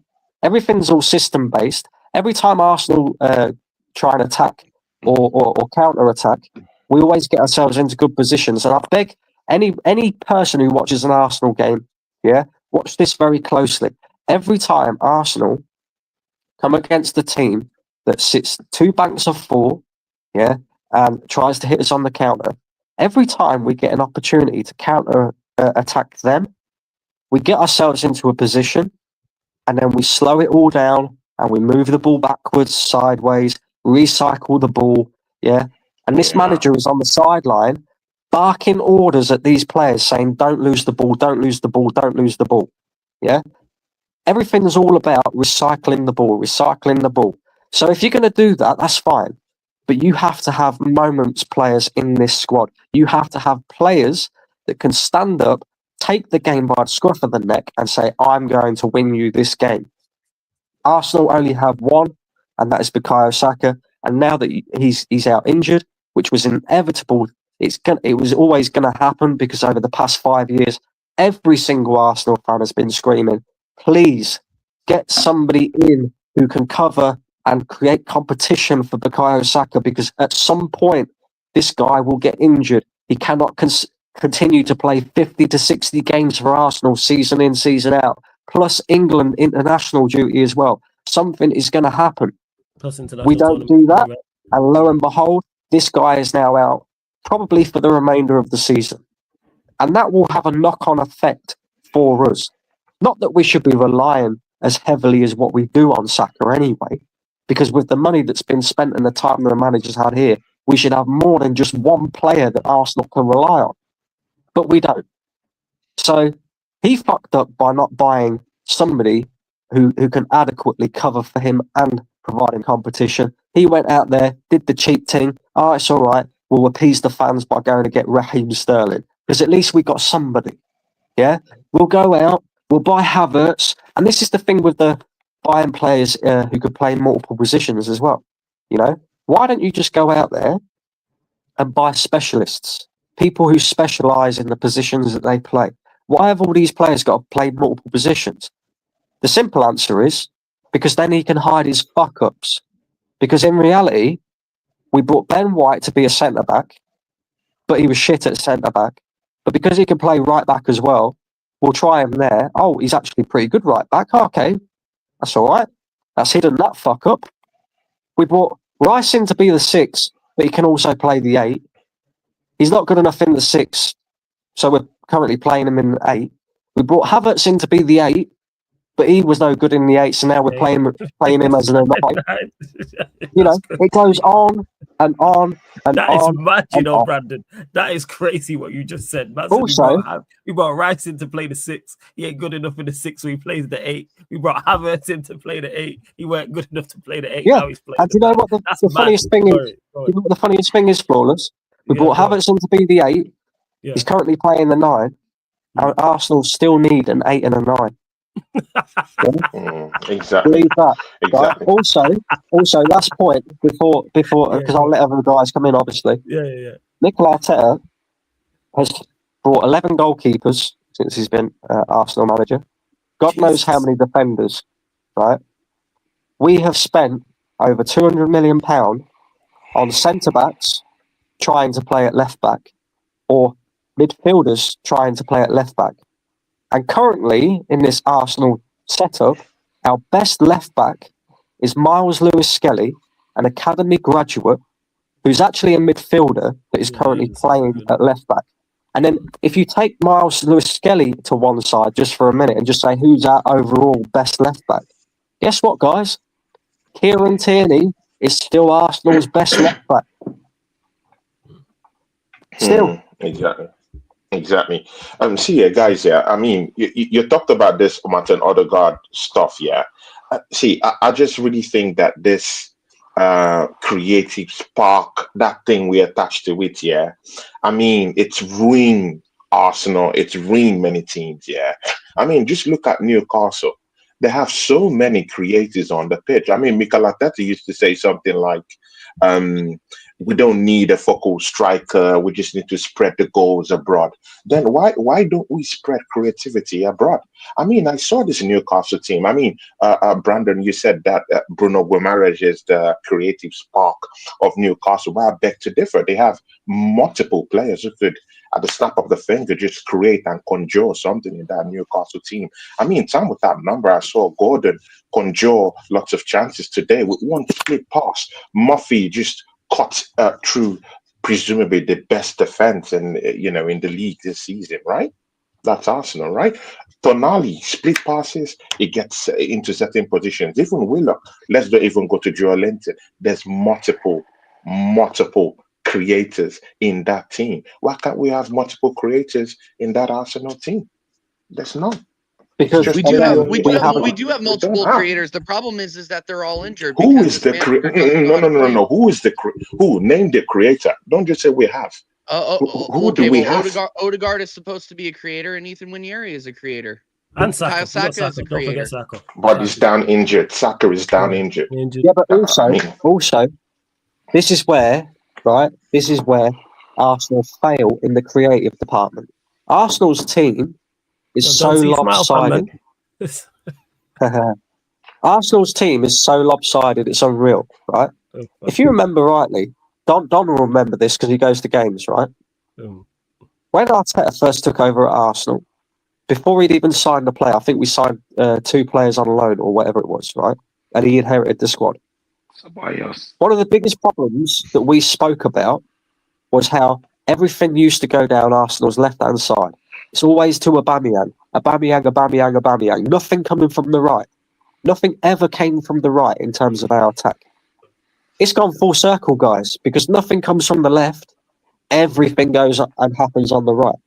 When was the last time that you see Martin Odegaard go over to the left-hand side and try and link up with Martinelli? I can't remember it. It's always he's going to link up with Bukayo Saka. Do you know how easy that makes it for teams to defend against? They know that if they stop Odegaard and they stop Saka, they stop Arsenal. It's not that fucking difficult. I fully hear you on that, Brandon. Cam been patiently waiting. Floor's yours, Cam. In regards to the game, and I know you say you don't want to talk about it, but you know what? Everything. I'm just going to say one thing. Before you go, Cam, everything else you want to get to as well. I know you got ample stuff, so the floor's yours. So, but I'm not even going to talk about the game. I'm sick of talking about the games. It's the same shit year in, year out. I'm not going to talk about the fucking manager or the players. It's the same shit year in, year out. I'm going to feel like I'm talking back in 2021 again, bro. I'm not sitting there. My problem now is, this is my fucking big problem, right? My big fucking problem is these fucking fans, innit? Yeah, and before I was more humble and I'll just do it as you know, oh, these Arteta sexuals, and you know nah, but I'm sick and tired of it now. Yeah, I've got a little list of names. Yeah, that need to hear the fucking truth, bro. And I don't care if it hurts them or not, bro. And I'll be real with you, on this list, I've only really got respect for 2 of them because I've actually spoken to them both. The rest, I don't fucking know. I don't give a shit about. I don't care if they want to take it personally or not. Brandon, I don't care, bro. Let him go. Let him go. Yeah? Because these are the same man that want to tell us year in, year out that Arteta's the guy. Trust the process in this. Yeah, when it gets nearer to the end of the year and it comes to like that Arteta might not be the guy, what do? They try to flip this fucking shit every single time. And guess who they try to flip it on? The negative fans. They do. They do. And guess what they say? These are the excuses they fucking say. Oh, well, because Arsenal lost or drew today, you know who fans are going to be happy. Why are we happy, bruv? These dumb fucking dickheads, yeah, think we're happy watching our team for 90 minutes play like shit. Where you at? Like, is that what you think? Is that what you think Arsenal losing makes us happy? No, when we come on to you, when we come on to you after we do lose or draw, yeah, and you think we're happy. No. We're trying to prove to you 1 point. You're wrong. You're fucking wrong. Yeah, so I want to start it, bruv. Bavs. Before you go, before you go. Hey, Brandon, I know you got to go in 5. Whenever you're ready to dip. Big up for joining. Appreciate it as always, Brandon. Big up, Brandon. Big up, Brandon. Every single time. Respect, You don't make sure you man. Big up, yeah, if I don't get to say bye, then you already know, bro. Long time. Before you started, So yeah, Babs, you mean look, I'm not gonna disrespect. I'm not gonna look, before I say anything. I'm not gonna do like a Lee Evans or Northside and disrespect them like that. I'm not gonna do that. I'm just gonna call them what they are, and they're dickheads. So Babs, Egal, most of AFTV, including that Julian prick, Rory talks bollocks all the fucking time. That crying baby Dowd guy that I keep seeing on TikTok, bruv. Yeah? Fucking, the only other one, Gal and Souls, they're the only 2 I have respect for because I spoke to them outside of that. But them 2 as well. Some Mo Arsenal guy on Twitter, he's a wanker. That Eduardo Han guy, or whatever his fucking name is, bruv, he's a dickhead. DT, you're a waste man for your being a waste man because you are a waste man anyway. But you're backing for Arteta. You're a waste man. Ty, fucking Ty. You're a dickhead, bro. All of you, man, have proven to me, regardless of football or not, and I'm saying this now, and I'm saying this wholeheartedly, bro. You proved to me outside of football, you man ain't fucking serious, blood. You ain't fucking serious, fam. You man are the type of man that will have a girlfriend, she'll cheat on you for your fucking best mate, and you'll be saying fucking sorry, blood. Like, I'm not even trying to be a dickhead about this, but this is what you proved to me in the last 5 fucking years, blood. You have no fucking... You have no loyalty, blood. You're not Arsenal fans. You're Arteta fans. You're Arteta sexuals, blood. And these man, that's what you are, bro. I don't care if you say, what pause and all this. No, you fucking love the man, bro. You want to marry this man. All of you, man, probably want him at your fucking wedding so he can give your bride away, blood. All of you, man. He'll be in bed with the bride, bruv, you'll be the cuck. You'll be the fucking cuck. You'll be watching him. Yes, Arteta. Oh, yes, that's what you man are, bruv. That is wild. I'm sick and tired of hearing the fucking excuses week in, week out. And now I'm starting to see. Do you know what makes me laugh? After the Newcastle loss, I'm starting to see these man tweet, oh, well, our attack ain't good enough. Huh? Cam, you know what I've not been saying that to you, man, for like 3 years, bro. Cam, do you know what you do to that? Yeah, you just tweet them back saying trust the process. Yeah, simple as. No. But this is what I said. No, this is what I'm going to say. I'm going to end it on this, innit? I don't want to see none of you, man. I don't give a fuck. I don't want to see none of you, man, when it all fails. I don't want to see none of you, man, tweet Arteta out and none of like that. I don't want to see none of that shit. Keep that fucking same energy in it. Because keep that same energy, because I swear down, if you don't keep that same energy, then I will turn into a League on the north side kind of shit. And I don't care anymore, bro, because you are the man. Do you know what it is? It's not even a team that pisses me off anymore. It's not Arteta, it's you, man. I could happily watch our team lose and be like, it is what it is. But then I go online and I see you, man. Making excuse after excuse after excuse. Oh, the referee fucked us over this. And you know what it is? I know I statistically a couple of weeks ago proved that referees have fucked us more than most. That's cool, isn't it? Yeah? But why are we still making excuses, bruv? If we know this is going to happen, why do we still make the fucking excuses for it? Like, on the weekend against Newcastle, bro. I mean, Brighton, the penalty, whether it's a penalty or not, personally, I will stick by it, innit, yeah? Because I'm a defensive guy. I used to play defensive mode. And I've done it a couple of times. I've had it done it to me once, innit? I didn't play for the penalty. I just thought it as a headbutt. So I'm saying it's a 50-50, innit? But regardless if it's a 50-50 or not, regardless if it's a fucking... We had 35 fucking minutes to score another goal, and what the fuck did we do? That's valid. We did fuck all.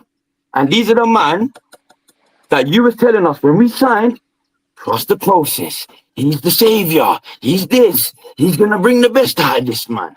And now in January 2025, suddenly our attack ain't good enough. Man, fuck off with all that, bruv. You, man, just don't tweet Arteta out, innit? That's what I'm going to say, innit? That's all I wanted to say, bruv. Because I've had enough of it, bruv. I've had enough of these fucking excuses, bruv. Yeah. Arteta is not Arsenal. Remember that. And that's it. That's what I wanted to say. No. And big up Cam. I completely agree with everything. Big up Cam. I agree with you, man. Look, and I get his frustration because and Don C, you're gonna get this because I hope you start your own channel here soon because you're an absolute G, bro. You're gonna start. You start your own channel and then you start going on to panels with some of these guys. We got beat that. Can we just put a perspective? We got beat that by these man this year, bruv. We got beat by the Cherries, and you still want to tweet me about Arteta, man? Fuck off. It's extremely hard to reason when all you're doing is mindlessly backing an individual who you think is going to do. There's no rationalizing. And look, these guys are nice guys. They have families and all this stuff. But what they're doing, how they propagandize for the football club with hopes of gaining access to the training ground is kind of shameless. Like I've sat on panels a lot with these guys, and they're nice enough guys, but like they're gonna blindly back the club no matter what happens, and it's not helpful. And it's the reason we still have Kai Havertz. It's the reason we didn't go get a good backup for Bukayo Saka. It's the reason why we lost the SR and we listen. Nelson. You know what's so funny and about that, the reason TJ? why we don't bring in world class players is because TJ, real quick. Sorry. Are going to be like, I'm good. No. Do you know what's so funny? Yeah, I was on this fucking show when I was doing it. When we was doing it back in 2022, 23, innit? Yeah. And I said in January, when January came round and we was on that roll, bruv, because they even shocked me. Yeah? Yeah. Because I even said, I'll even put it out there for people that forget, yeah. I said from January 2023, we need to sign a backup for Saka. We need to sign a backup because whether he gets injured or not, we need someone, like we've all been saying, to push him to get better. And then if he's not doing well, we need someone of the same sort of quality to come in and show, look, if you ain't going to do it, I'll take your place sort of thing. Yeah? And then I said, if we don't do that, the Dele Alli is going to happen to Saka. The Dele Alli is going to, and what's happened in 2024, bro, December 2024, nearly 2 years later. This is how funny it is. It's like, you know how Ryan tries to call me a flip-flop because of one time I said, and I'll say it again. It was that same season. It was the end of that month, funny enough. We beat Man United. Yeah. And if you remember, Flawless, I think it was either on this show or on Shameless, I said, look, I'll put my hands up. Maybe I got it wrong about Arteta. I'll give him to the end of the season. If he can get me to 85, 90 points, this is what I said, yeah? If he can get me to 85 or 90 points, whether that brings me the league or not, I don't know. But do you know what? I'll give him the benefit of the doubt, and I'll see how I'll give him an extra season to see how he goes, isn't it? Yeah, not realizing he was going to have that shit summer. Oh, Havertz and this and all that, and everyone wanted to fucking rave about it. And then I thought, you know what? Regardless of the summer, let's see what we can do. We failed. It is what it is, but let's see what I'm going to back my word. We got to 84. I'm not going to begrudge 1 point, bruv. I'm not one of them. Oh, he's 84. No, fuck him. Like, nah, bruv. It's 1 point, bruv. Yeah. So I said, all right, let me see what he can do this season. If he doesn't win anything this season, which was last season, he needs to go. And then halfway through the season, it was the same shit, and they were telling us, oh, because we're level on points as we were last season. Sorry, last season. Did we win the league? Sorry, remind me, did we win the league last season? Even though we're 11 on points this season as we were last, did we win the league? Can't remember. Anyway. And this is the excuses, bruv. This is the bullshit, bruv. And we're still but back it's in okay the though, sky, because the next Ian Wright kit release is coming. They're gonna. Juice made that point. He was like the amount of merch that Arsenal roll out. I can't remember what match. Yeah, the match. Yeah, and he was saying, what did he say? I'm just saying. Yeah, he said more merch than points recently or something along those lines. More merch than signings. That was it. Yeah, he was like more merch. He's spot on. And you're spending all this money on merch, and like, who's buying this stuff? And then where's the money going? You know, and this is something that isn't talked about I need a quick either. ciggy. I'm gonna lie. No worries. Big up, Mods, please. Anyone who's putting a different ball, please just ban that person for like 2 minutes or something, bro. Please, I don't want to see that a different ball. Please, anyone who's putting a different ball there, even as a joke, please hack it off, remove it. I don't want to see it. But hey, Tony, go on, John C. Tony, sorry, Flawless. Tony, yeah. Arteta said this, so we as Arsenal fans have to hold this, yeah. And true. This is why. This is why, yeah, we are the laughing stock right now, yeah. You got to remember, yeah, Arteta said this, bro, yeah. This is the one that you yourself said we should trust, yeah. Said this about a fucking ball, not about the players that was playing on field that wasn't good enough, yeah. I would have, like I said, if he would have said, do you know what, yeah, I got my tactics wrong, yeah, the players didn't play as they were supposed to, yeah, I would have turned around right now, yeah, and said, you know what, yeah, that's the first time this blood clot pussy, yeah, has been honest, yeah. But now he wants to scapegoat it and talk about a ball. I thought Veta was a fucking gaslighter. Yeah, I thought was a gaslighter. Yeah, it hurts me, bro. Yeah, it hurts me to see that thing, bro. Yeah, because man is gaslighting every blood clot one. I don't want to see that word. That said what he said. Yeah, I had nothing but manners and respect for him. Do you know what? Did you know when? Do you know when he was talking? Do you know all I could think of was Lord of the Rings, yeah, Schmeagol, man saying Arteta is my precious. I've got. Look, can I just bring this one thing back quickly, Flawless? You'll remember what I said. And I said this about Liverpool fans. Yeah, this was 2 years ago. Arsenal fans, and I'm going to repeat it. Just use a different name. Arsenal fans, most of you are like a girl on her Reds. With all the fucking excuses that you give us. That's it, bruv. You are trans. I don't care anymore, bruv. That's what you are, bruv, because you're not real men, bruv. All you do is give excuse after excuse after excuse, bruv. And I'll end it at that. And yeah, that's on me. Not on Flawless, that's on me. Cam. The people or the views expressed by panelists on Sarcasm City TV are not always the views of Flawless or Sarcasm City TV. And big up to C24, who says, please no interruptions during Cam segment. You lot clearly enjoyed Cam segment. and then Tony talking about the ball. Man said it, man. It's just very different to a Premier League ball, and you have to adapt to that because it flies differently. Maybe this is why Havertz mistimed the header. Maybe I didn't see Isaac handle it any differently. I didn't see Alexander Isaac when it was flying into the back of the net. Yeah, that's true, but it was on the ground though. You know what I'm saying to that? Maybe if it was aerially, he would have struggled. How many headed goals did we see today? Maybe that's what it is. Why your set pieces weren't set piecing, Tony. Maybe Mikel Arteta's on something. Maybe because Havertz, I was told aerial ability, that's his strongest thing. You know what I'm saying? This is what I was told. free header inside the 6-yard box, hit his shoulder. I've been there. I've done that playing Sunday League because I'm terrible in the air. And it hit my shoulder. Mine, fortunately enough, went in. I couldn't believe it. But maybe that's what it is, man. Maybe we're being too critical of clinical Kai, man. Maybe we are. Maybe it's that. I don't, is this thing on my check? Yeah. Shameless.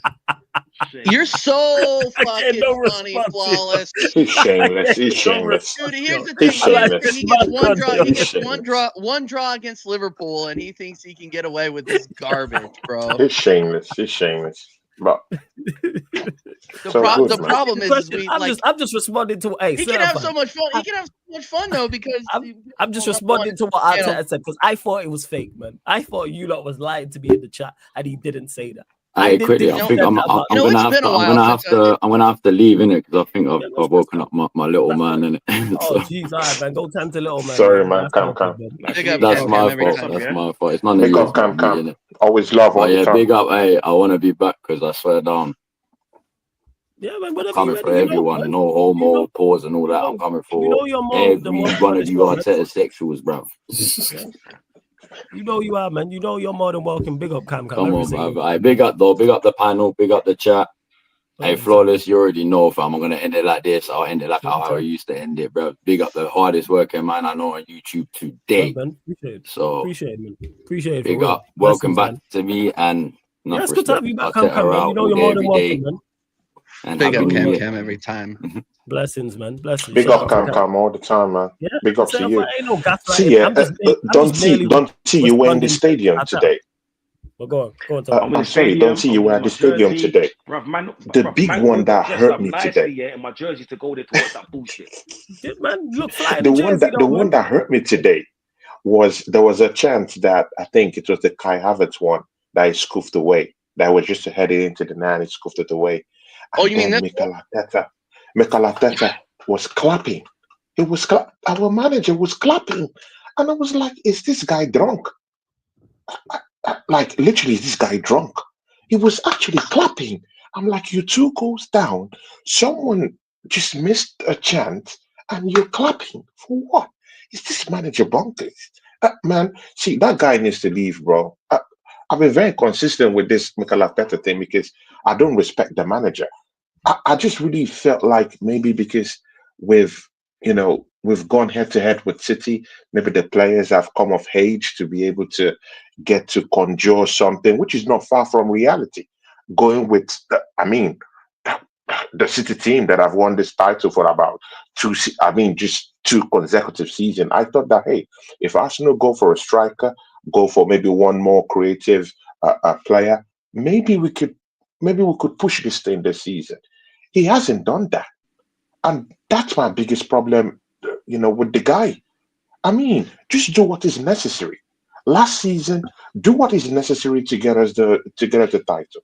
Same thing. He doesn't do it. Same thing again. The market is open.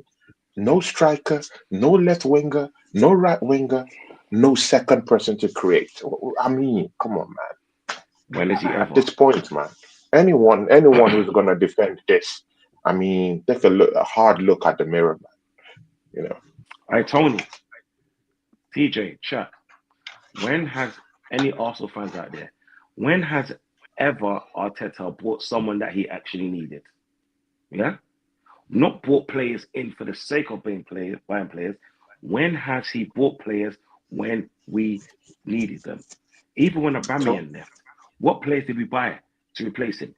When Lacazette left, what players did we buy to replace him? Yeah, we were lucky when we got Saka. Yeah, hands down, we were fucking lucky. That's what I'm saying.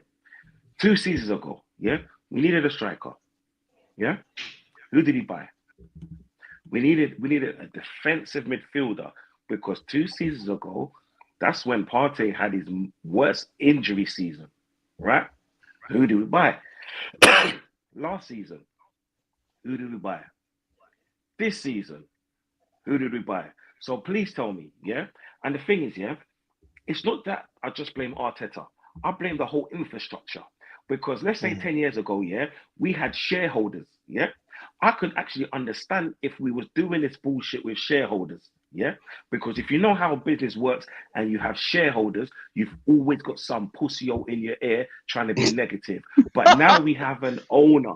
True. One person. One person to make the decision, not 5. One person. And the same one person is making the same decisions as the fucking 5. The only thing is, they give, okay, if you ever eaten a cake, you put a little sprinkles on it, but guess what? The cake is still shit inside.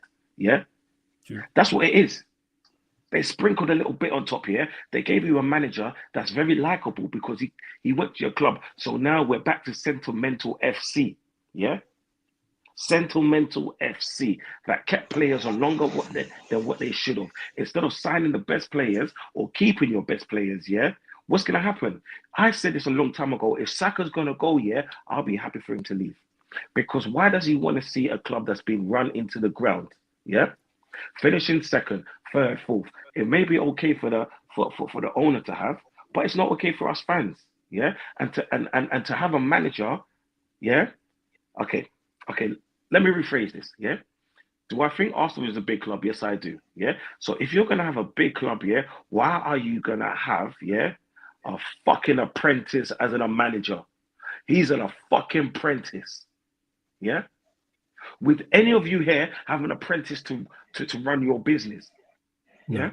There's a reason why there's an apprentice, and then you go to a shit team, and then build your stock up like that, and then when you're ready, you come to the big dogs.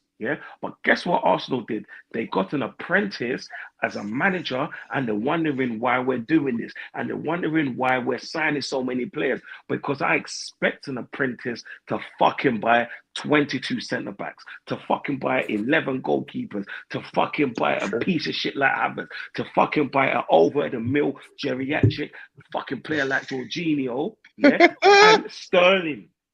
I fucking expect an apprentice to have the faith in a man they call Jesus, right? I expect an apprentice, You know what I'm saying? People ask me why I'm angry. The reason why I'm angry is because this is the club I follow and I actually love this club. This is what I'm saying. This is my club. You know what I'm saying? It's the whole infrastructure stinks, bruv. From top, to Arteta's blood clot self. You know what I'm saying? If he's in charge for the next year or 2, who's he going to bring in? I heard AC Milan's going to go in for fucking Rashford. It wouldn't surprise me if this pussy goes and said, no, they're currently in a meeting right now. We're going to fucking take the shackle off his feet so we You reckon hijack and try and hijack thing, potentially? Bruv, he brought in fucking David Luiz. True. Raheem Sterling. He brought in Willian. Raheem Sterling. So, if the history is a part of our future, because history plays a massive part, right? Then what makes you believe that he won't try to hijack it? You know what I'm saying? If we name all the players that he's taken from the Premier League, that has failed, right? That has actually failed, what makes you believe that he won't save another fucking hole? You know what I'm saying? I've been saying it for weeks. Leave the bitch on the strip in fucking Manchester, Don't bring her onto the nice streets of London. It's two different things, blood. No, man, the North London's nice, like you said, man. Let him run it, man. Some of his boys are there. Saka's there. Ben White's there. What other English players you got? A few others. I hear it, man. Shit, blood. Rice. Keep your trash, blood. Keep go, your man. trash, blood. Yes, but again, I'm feeling like the end is come, actually. Because for TJ, who? Wait. don't see. No, for Arteta. I mean, they're not backing them. I mean, they're not. No. Did you see the board pulling the trigger? I don't think so. Yeah, I think so. I think so. Because right now, no one is giving him £200 million to go spend in the transfer window. I'm surprised that they've not given him that money. You know, he has lots of influence with the son, with Josh, right? If he needs that money, he will get it immediately. But he's not getting it right now. So I'm beginning to think maybe, the wheels are beginning to kind of like, shake and fall apart. The wheels will definitely fall apart. The stars are aligned. They've not given him any new money. Tony, if they weren't going to this is the 8th of January. They've not given him money. Tony, if they weren't going to fire him in 22 for starting the season like he did, why do you think that they would fire him now when he's in top 4? Bro, they might fire him. I don't know. Tony, They fired he's Emery, not right? going anywhere, They might bro. fire 5 months him. ago, He's not going he signed anywhere. a new contract. 5 months ago, he Oh signed yeah, a we signed a fucking new new deal. contract. Bro, What makes you think that they're gonna fire him? Lopetegui signed a new contract with West Ham, and man is gone. Anything can happen. Hey, but This is the Premiership. West Ham have got like they try to be successful in Europe. You know, you lot not. I get Guess that, what? man. Lopetegui is For gone. one, we're not West Same Ham. season. 2, we are second in the Premier League. 3, we're gonna finish in the top 4. So You're why gonna the finish in fuck top would they? 4. And why- we're why- and why we're in would the they But fire and we're in again, the him? do automatic. you think the and we're in owners will be happy and we're in with the this knockout places loss for the today? Champions I mean, League, by the way. Not with the loss, but Tony, let me say, if he finishes in the top 4, he's staying. He- If he finish second or third, he's staying. Yep. Bro, Arsenal's culture is to keep managers in if they're in the top 4. History like that. There's a reason why I mentioned history, because look at Arteta. Yeah, the only reason why Emery didn't get what he Emery didn't stay was because he lost that final to Chelsea. Yeah, that's the only reason why he didn't stay. If he won that final to Chelsea, yeah, right, he would have stayed. Yeah, even if we're 5th, 6th, 7th, yeah, he would stay for another 2 seasons.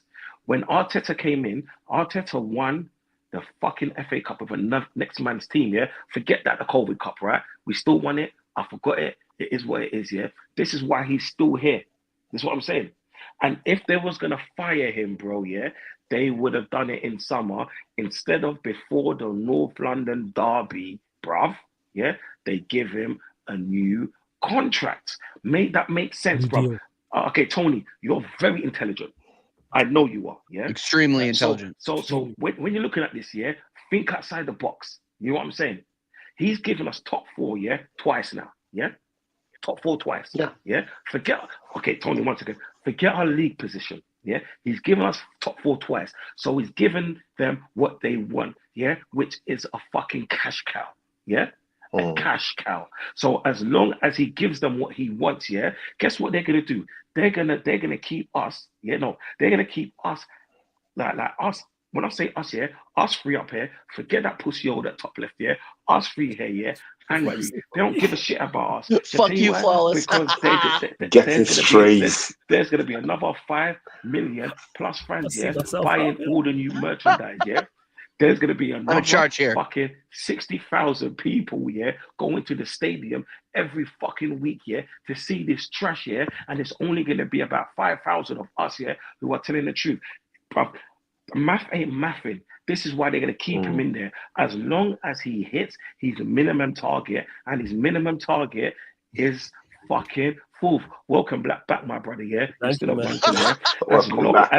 As long as they give us, as long as we give them their minimum targets, yeah, they're gonna keep him in fucking thing until people actually stop going, bro. Yeah, because when it comes down to it, that TJ will know this more than anyone because they have franchises in America. As long as people keep supporting a team, keep buying merchandise, yeah, they don't give a fuck about people like us. Yeah, all we are, yeah, is people that spitting our venom to the minority.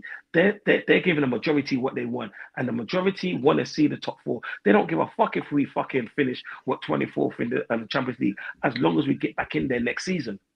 Yes, I have a that's the no. See the reason why. TJ, please. I'm sorry. Let me get this up, please, TJ, please. Don't be angry. The reason why I said he might leave or he might get sacked is that I'm factoring other situations into this. At the start of November, our sporting director left this football club.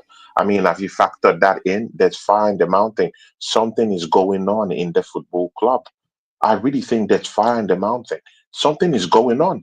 Edu can't just abandon ship just like that. Something happened. I want to know what really happened, but we'll get to know all about that later on. Edu, you know what happened? Edu abandoned the sinking ship. That's what Edu did. Yeah, Edu went out to a Nottingham Forest who's now tied on us some points in the league. Edu said, hey, you know what? There's a lifeboat. That is me. That's what Edu said. But again, he had to sense something, right? He had to sense that something is wrong. Mind you, he was a club legend at Arsenal Football Club. You seen all the holes in the ship, and was like, "Yeah, I'm out." And he seen Arteta was the captain. He was like, "Yeah, this is good." We'll lose our sporting director. No new sporting director has come in. No. We're gonna get Thomas Rosicky. Don't worry. 2 months now. Oh, is it Rosicky? Is he the No, one? it's gonna Yeah, be Rosicky Rosicky. is Jobs for the Rosicky boys, coming up Are you bro. man for really that. doing the jobs for the It's boys coming thing? up for that. Yeah, true, Bro, we talked about this 2 months ago true, when Edu true. left. Jobs for the So boys. It was when either going to be him or Murdersacker, and everybody called us idiots. exactly, so Whatever. we miss our, we lose our sporting director. Mikel Arteta is the only one doing all these deals right now. If he's going to do any deal, and suddenly they are not giving him any money, man. This is the 8th of January. By next week, we'll enter even half of the month. By next week, and this man hasn't brought in any players yet. Clearly, Waneri is out. Clearly, Saka is out. We need reinforcement. They've not even backed him in the transfer window. So that's what's making me say maybe something is brewing, under the shadows that we don't know what's really going on. And I think, man, after this loss, man, I mean, these guys, their thinking hat should be up, man. I mean, they might sack this guy. I just feel like Edward's gone. There's no untouchable there again. Mikel Arteta. I mean, with this man, with this thinker yesterday, he has to go. No, But I agree that he again, has to go. I don't Tony, know, man. let me chime in here real quick, just Go on, real TJ. quick, because Don C brought up an interesting point about the Kroenkes owning American franchises, and I'm a fan of 2 of those franchises pretty regularly, the Avalanche and the Nuggets. So just as a historical perspective for you, the Avalanche were the worst team in the league about 10 years ago, like bottom of the league, number 1 draft pick over and over and over again. We fire a legendary head coach. A new head coach comes in, and who's new, who has won at lower levels before, and it took him 6 years to win a title. So and then they bring in Matt Martin, Mike Malone, Malone, who is the coach of the Denver Nuggets. He's been the coach of the Denver Nuggets for about 6-7 years. It took him about 6 years to win an NBA championship.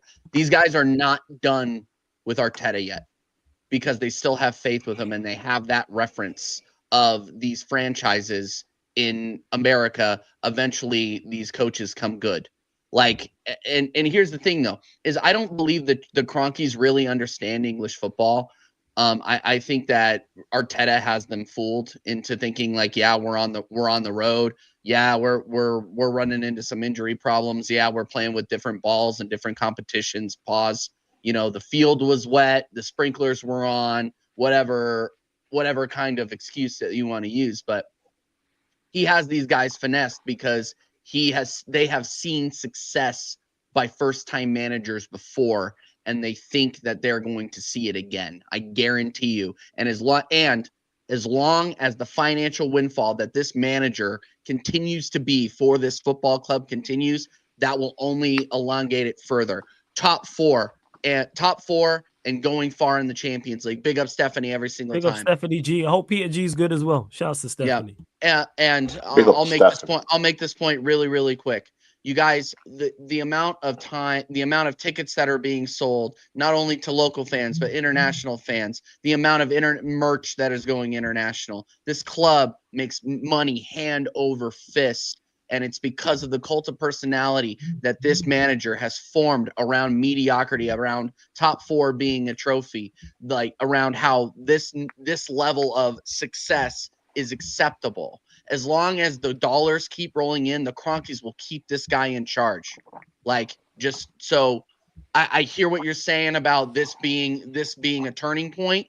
I would love it to be. For me, I've been Arteta out since October, and I've been consistent about it. I've been consistent. I was Arteta out doubt for a long time, but now, like, the performances, the level that these players are playing out, coming out of the dressing room, either in the first half or the second half, it's unexcusable. It doesn't tell me that they're being led properly within the dressing room. But as long as the bills keep coming in, they are not going to fire this guy. They're not. We would need to have a catastrophic fall off for anything to happen. And when I say catastrophic, I mean beginning of 22, just like we are like relegation threat. That's the only way. That's the only way this guy's going to be like, I think it is heavily dependent on top four. Yeah. I think it's heavily dependent on it. No, I don't think it's heavily dependent Again, I on still soccer. think that there's some holes in there, I think man. it's Europa. I think as Oh, long so you as we're reckon in they'd Europe, accept you? You reckon I they'd think accept as long Europa as League? we're in Europe, Okay, Europe, close. Paulus, they're not going to give a shit. Okay, They're not going to care. TJ, I think there's some holes in that argument in a way. Tell me what they are. On the contrary, I think if the fans step up and say, "Hey, we don't want this boss here in the stadium." I mean, we have 4 or 5 games coming up in the stadium. If the fans say, "Hey, we don't trust the process no more," I literally think that they would answer. And again, we're talking It would about need to be making money. such a This is that, massive making money. movement. TJ, you've been a fan of this football club. I mean, if we start going into the business dealings of this football club, how much have we made through player sales? I mean, you're not factoring that in. I mean, this management, yeah, these cronky guys, yeah. I mean, they've whipped in over nearly 850, yeah, to this manager in 5 seasons, yeah. Do you think they've made any profits in terms Of of course player they have. sales? Sure. Are you sure? No. Player We're in sales the doesn't deficit. come No, into we're it in at the all. deficit Player in terms sales, of, but bro, we merchandise, have a because 40 they're not million pound buying the player who player. is Okay, actually Tony, in FC Tony, Porto. We've not Tony, made any, Tony, we've not made Tony, subsequent, Okay, if it's the Tony, merch, yes. But Tony, of course, and if that's you're what they talking care about about. business dealings, no. Tony, that's okay. Every Italian, every Italian kid, yeah, growing up here that love Jorginho. How many shirts do you think they've sold? Every black child, yeah, that loves soccer, yeah. How much have they sold? Let me show you. Case in point, my niece and all of her friends, yeah. Every little child, yeah, Caucasian child, yeah, that love Declan Rice, yeah. How many shirts do you think they've sold? Yeah, Brazil, Martinelli, Jesus, yeah, Gabriel, French, Saliba, yeah. And you think they Well, care? but with the financial There's reports a that have come reason in why like they are about 2 called seasons now, tycoons, Arsenal because is on the all they loss. care about is money. And as long as Arteta, yeah, because Arteta is Don't see Arsenal have just a been on the face. loss 2 Does that seasons in a include row. merch sales, ticket sales? You're just looking at players, Tony. You're not looking at No, media TJ, rights. You're not looking at TJ, did you merch. You're listen not to looking what at I said, gate. You're not TJ? looking at any I of that. said financial I reports. listened to what you Financial said. I reports listened to doesn't what you said, but you're only financial talking about reports outgoing doesn't players. You're eliminate not talking about merch. what really Oh my brings in the days. money. You're not talking about it, TJ, Tony. You're talking TJ, about player sales. We've never been a club in our entire existence. We have We've never never sold been a well. club that We've never sold well. sells high. Our highest outgoing player is Emile Smith Rowe. yeah, then This don't make it season. as if we're making big time money. Don't make it as if we've turned We're up not with making big time losses. money. We've turned We're up not. with losses, bruv. If this We're is the where third I'm going biggest. to, We're because the third biggest club here in you're England. not allowing me finish my sentence. If not, Go you will ahead. get to where I'm going Because to. it's waffle, See, Tony. That's TJ. why. Okay, yeah, good. It's okay, no problem, man.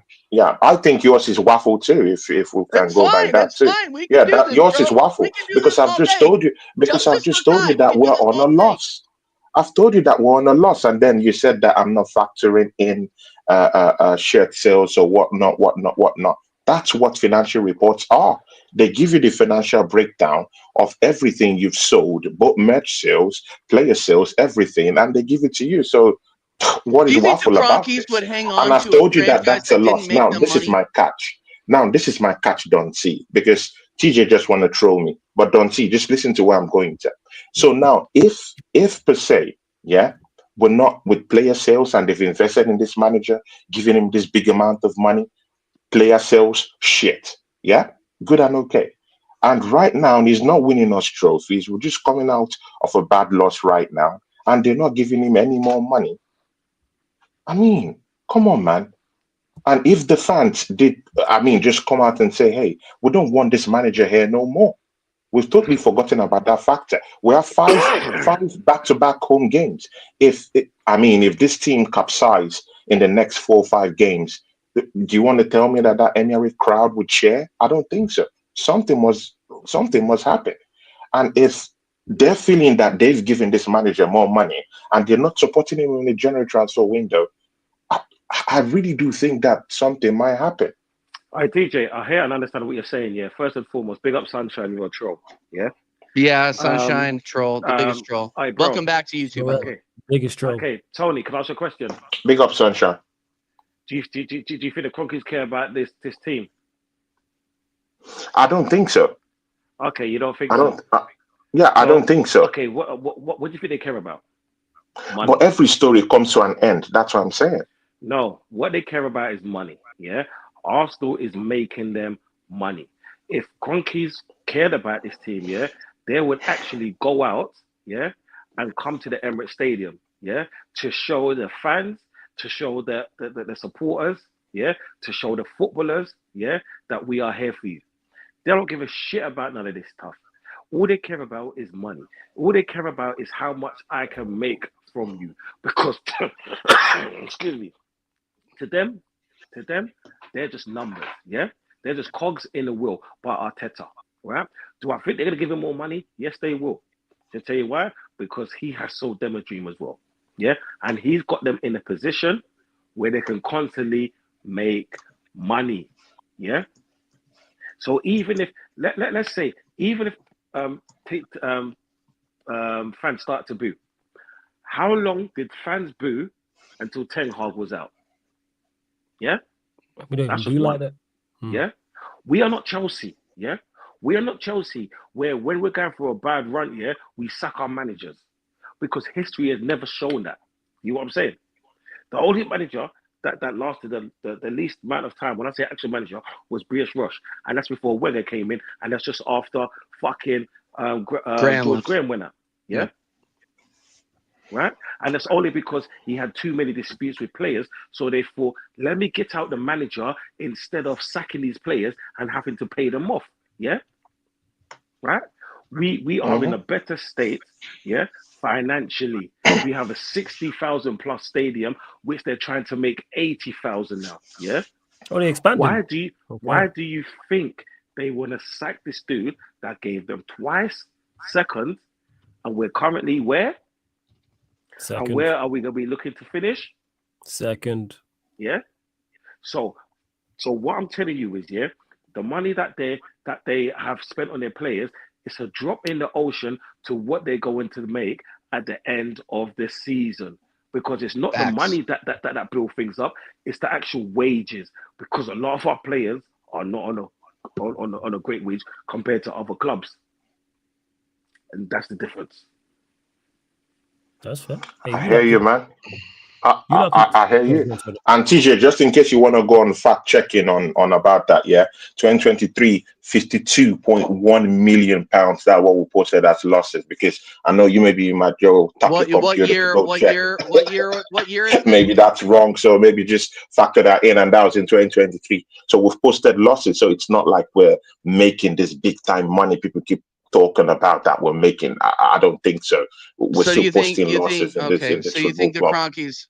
Okay, yeah, I would love to see in those financial reports how much money the Cronkies take out. Yeah, you can go into the details, but send me the link. I would love to go into those details. I would love to see what you're looking at. It's public information. Go to Google. Okay, where Google is it? Your friend.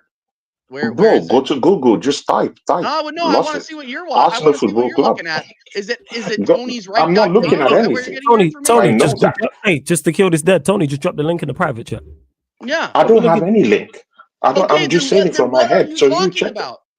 No, I'm just saying that in case, because I saw you type in or something like that. So maybe you're trying to fact check. So maybe you could fact check it there. Simple. People want to see what you say. Hey, before we close out, though, you lot continue to run up the likes. Hit the subscribe button. Steve and Jez, them two jokers over there, have gone live for the NBA game. LA Lakers are playing the Dallas Mavericks live on the playback. So if you want to watch the game, let me know. Head over there. Hit the follow button. Playback.tv/SarcasmCityTV, or download the Playback app from your app store. I'll head over there after this is done. Anything else you might want to add Arsenal related before I do the quick Manchester United segment and wrap this up?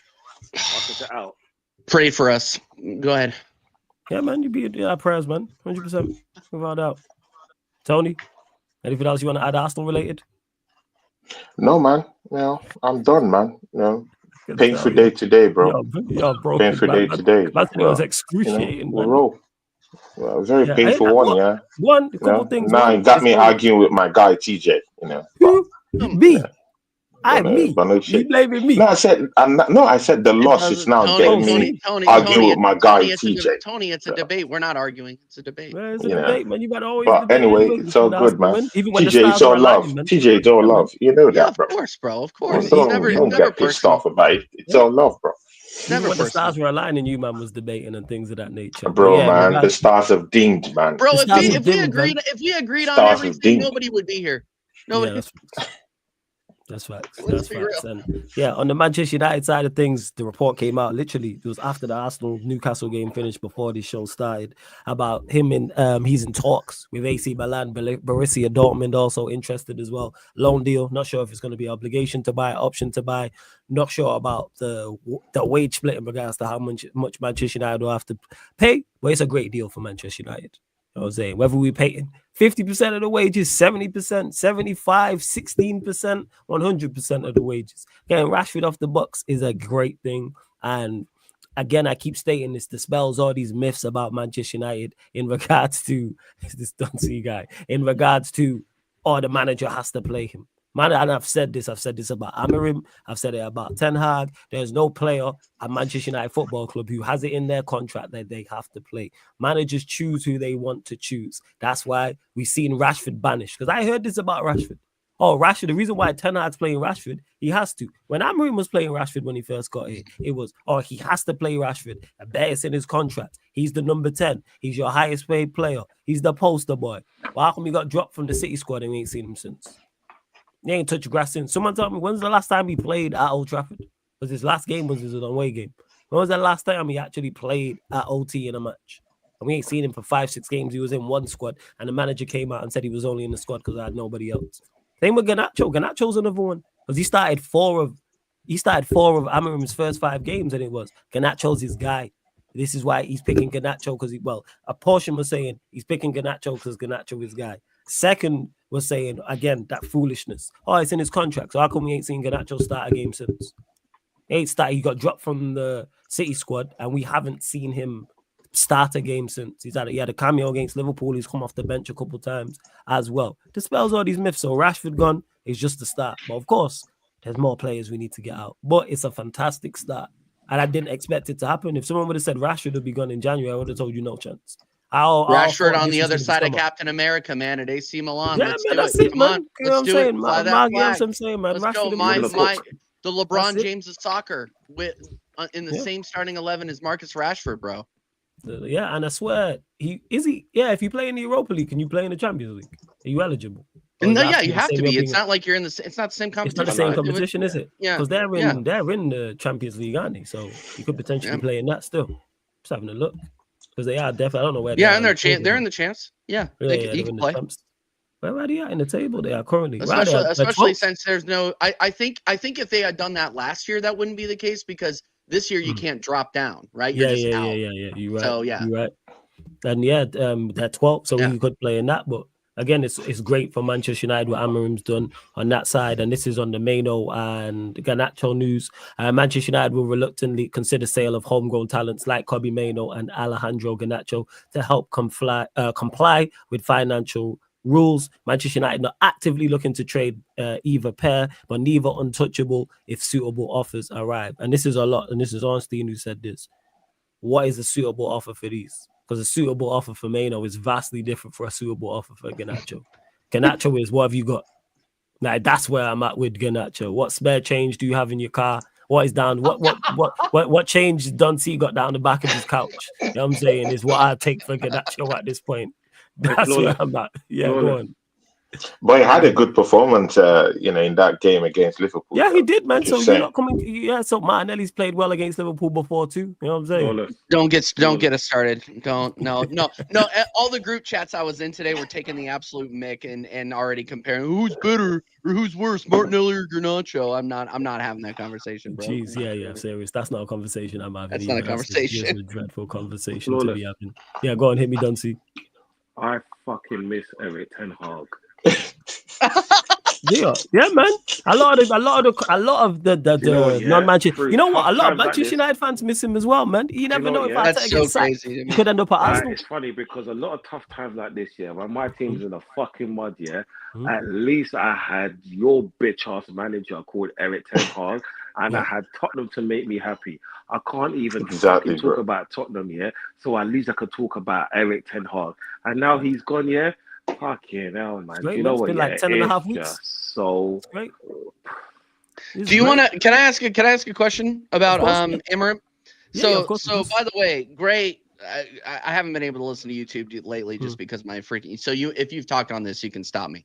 But Yeah, it's do you cool, it's think cool. your No question. performance against Liverpool? By the way, I thought you guys were the better team. You guys deserve to win that. If oh God, if you guys could have stayed on side and if Harry Maguire had any ounce of being a good footballer in him, you guys might have won it. But no. My question is to you is like, and we talked about this on American Waffle yesterday. And Staffy made the point that it looks like some of what Eric Ten Hag, geez, we were talking about him. Senor Amorim is teaching is starting to take hold a little bit. I thought they played very, very well, and it looks like the coaching and the actual it looks like they're actually learning the formation, which you saw Bruno Fernandes have one of the best games I've seen him have in years, especially on both sides of the ball. Facts. Like, I do you think that this is just the players getting up for it, or is Amorim having an impact? I think it's a mix. It's away at Liverpool. It's an easy game to motivate yourself for. You know what I'm saying? Because Liverpool fans are up for it. The place is rocking. Manchester United fans, the place is rocking. People aren't talking about it, but when Xerxes got on, the Manchester United away fans were singing his name. But that won't get mentioned because if they would have booed him, that's headline. That's going to get mentioned. Back page, that's trending. But because they cheered him on, because our away fans in general are just more, they're just very loyal like that. And they're just much louder. Like away games are the ones, trust me. Like, and I only been to a couple, but and people will say that who go to games they prefer going to away matches because you get all the hard goals. So in regards to that, I think some of it is definitely Liverpool. So it's an easy game to motivate yourself for. Secondly, they are having more time to get his instructions on board. Because I've been saying this, there's too much results-based analysis that goes down because people are saying, oh, the back three is the problem. Back three is that performance we put in there against Liverpool is not, minus the Newcastle game because we were woeful, has been no different to any other Amorim game. It's just that the players implemented the actual style and what we were trying to do better. Everything we did against, every single thing we did against Liverpool, we've done against everybody despite the result, bar the Newcastle game. But because we drew the game 2-2 and certain players played well, Bruno played well, Agate played well, Martinez, etc., people are talking like it's some big news. Like Agate is the prime example. He's been playing that way ever since Amorim got here. But because it was Liverpool away and we drew the game, people are now talking, yo, Agate was cold today. I said, if you think this is a shock or this is new to you, you have it either you just been blinded by your hatred for Manchester United or not watching. Because Agate's been playing this way. Aggressive, flying into tackles, interceptions. But again, too much results-based analysis because of results-based analysis. Because if Van Dijk scores at the end and they win the game 3-2, people ain't talking about the great performance Agate had. People are talking about Amorim and United losing again and how the back three. All of a sudden now we go away to Liverpool, play well, and the back three is no longer a problem. But let's say we go to you lot and get beat. You know what the conversation will be? The back three is a problem. How about stop doing results-based analysis where if you lose, everything's bad. If you win or get a good result, everything is great. Like that is not the case. But to answer your question, yes, I believe the players having more time to get information on board has definitely helped because they've been attempting to do that. That wasn't new. What I seen at Liverpool, Manchester United have been attempting to do it. Some games we've done it well. Some games we've done it awfully, but being aggressive, like the Martinez interception. I've seen Martinez scrap that. Whoever's played left-sided centre-back or right-sided centre-back, I've seen them try and make that interception countless times. Just sometimes they might give away a foul, they might get rolled, and then the team break. But because it worked, and then we win the goal, and then he scores the banging goal, people want to turn around and go, oh, is it different? Like, no, you just not been watching. Again, I stated too much results-based analysis. But it was good to see, and it just further reinforces everything I thought about Amorim and his team is the fact that as bad as some of these players are, and I don't rate them, they can go places and compete and get results. I thought we should have won the game too. I'm annoyed we didn't win the game. However, I'm pleased on the flip side about it. Now it's about consistency. Despite the result against you lot on Sunday, go in there and put in the same effort. Have the same endeavor. You have the same intensity. And guess what? If we lose 2-0, we lose. I'll be pissed because I hate losing to you lot. But I go, at least we did the right things. Don't play like we did against Newcastle where we just gave up. Yeah, we did not even, and Amarim said as much after the game. He was like, the players didn't try and implement, and I know this because we've kept the ball well against everybody. That the Liverpool game is the first time in a long time where I think the opposition had like much more possession, and I think it was like 53, 47. Right. Yeah. Newcastle might have been more, but everyone else it's been 55, 60 to us plus more. But people will bypass that again because we're not doing much on the ball. But we're not doing much on the ball because our attackers ain't very good. But guess what? Our left-hand side actually showed up against Liverpool. Martinez, Bruno, Dalot, cooking Trent. But that's the first time that what's it called? That's the first time in a long time our left-hand side has been any good. In a long, long time. But hey, yo, we move. You know but again, I still think that you still have to go by result-based analysis because at the end of the day, I mean, it's the 3 points that matters, isn't it? Absolutely. And that's what will get you ahead, in it. So, I mean, if you extricate that fact away when dealing with these things, I mean, it should just give you bare bones, with the full information. Sometimes you just need to work with the full information to know where you're at as a team. For instance, if Maguire scored that goal in that game, 3 points in the bag, what would they say about the performance of Bruno? I mean, I know your thoughts about Bruno. You don't like him. You want to ship him out. But he had such a good performance on the day. He played very well. If you got 3 points, he played very well, actually. I thought it was your main creator in that game. He played well, particularly the second half. Yeah. So if he played well and you got 3 points, what will someone who just wants to go with the eye test? Maybe you're not watching Bruno all through the season. You're just going through the eye test. When I say results-based analysis, that of course results matter. You have to pick up dubs. I've said this about Amarim, you can't lose in games. But the point I'm making is people solely base their analysis on results. That's why the term results-based analysis is a thing where if you win a game, everything's good. Everybody played 10 out of 10. The manager did everything perfect. That's not the case. Same way you can lose a game. That doesn't mean the manager was terrible and all 11 players was terrible. No. Like, that's the point I'm making. Agate, for example, has been playing that way. He was my man of the match. People are waxing lyrical. Go watch Agate's performances. He didn't play the Newcastle game. He's been taken off. Forest and Bournemouth, he got taken off in both those games. I think they were both 1-0. And we got worse when he got taken off. Someone fact check that for me. That's the point that I'm making. Is that Agate's been playing this way. But because we've been losing games, or Agate's been terrible. No, you've not been watching. And it's about sustainability. This is why performances matter. Because Ten Hag got performances at times. How do you think we won 2 trophies? Yeah, because he got results, but it's both. Like, that's what it is. Yeah, go on, Duncy. Yeah, sorry for cutting you. I think that two things can be right at the same time. Because if you for let's just say for Man United, just this season, this is like an anomaly season. Yeah, it's not actually about first and foremost, it's about staying in the Premier League, right?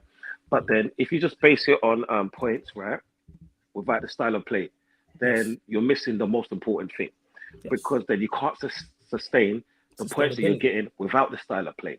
Yeah, so first and foremost, you have to sustain the style of play, because once you get the style of, one thing that I haven't been doing, forget all the banter aside, right, that I do.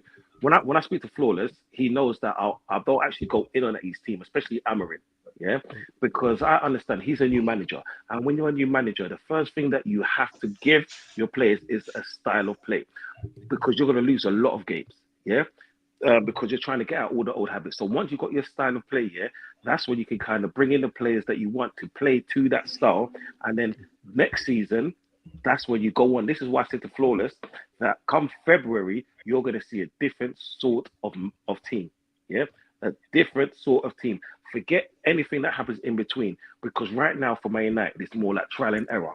And beating Liverpool, I could be wrong, but beating Liverpool is actually the first of what's to come, because what I saw, okay, cool. You could just say, well, it's against Liverpool. They're always going to be up for their closest rivals. But the first thing I saw is players playing together. Second thing I saw is players not giving away stupid passes. third thing I saw, is the hunger. The fourth thing I saw was a team spirit. And the fifth thing I saw, was the most important one. Coming back from a losing position against supposedly the best team in the league. Yeah. This is what people don't understand. Yeah. And even more important from the other five, doing it with players that are not his. Yeah. This is why I said two things can actually be right at the same time. You know what I'm saying?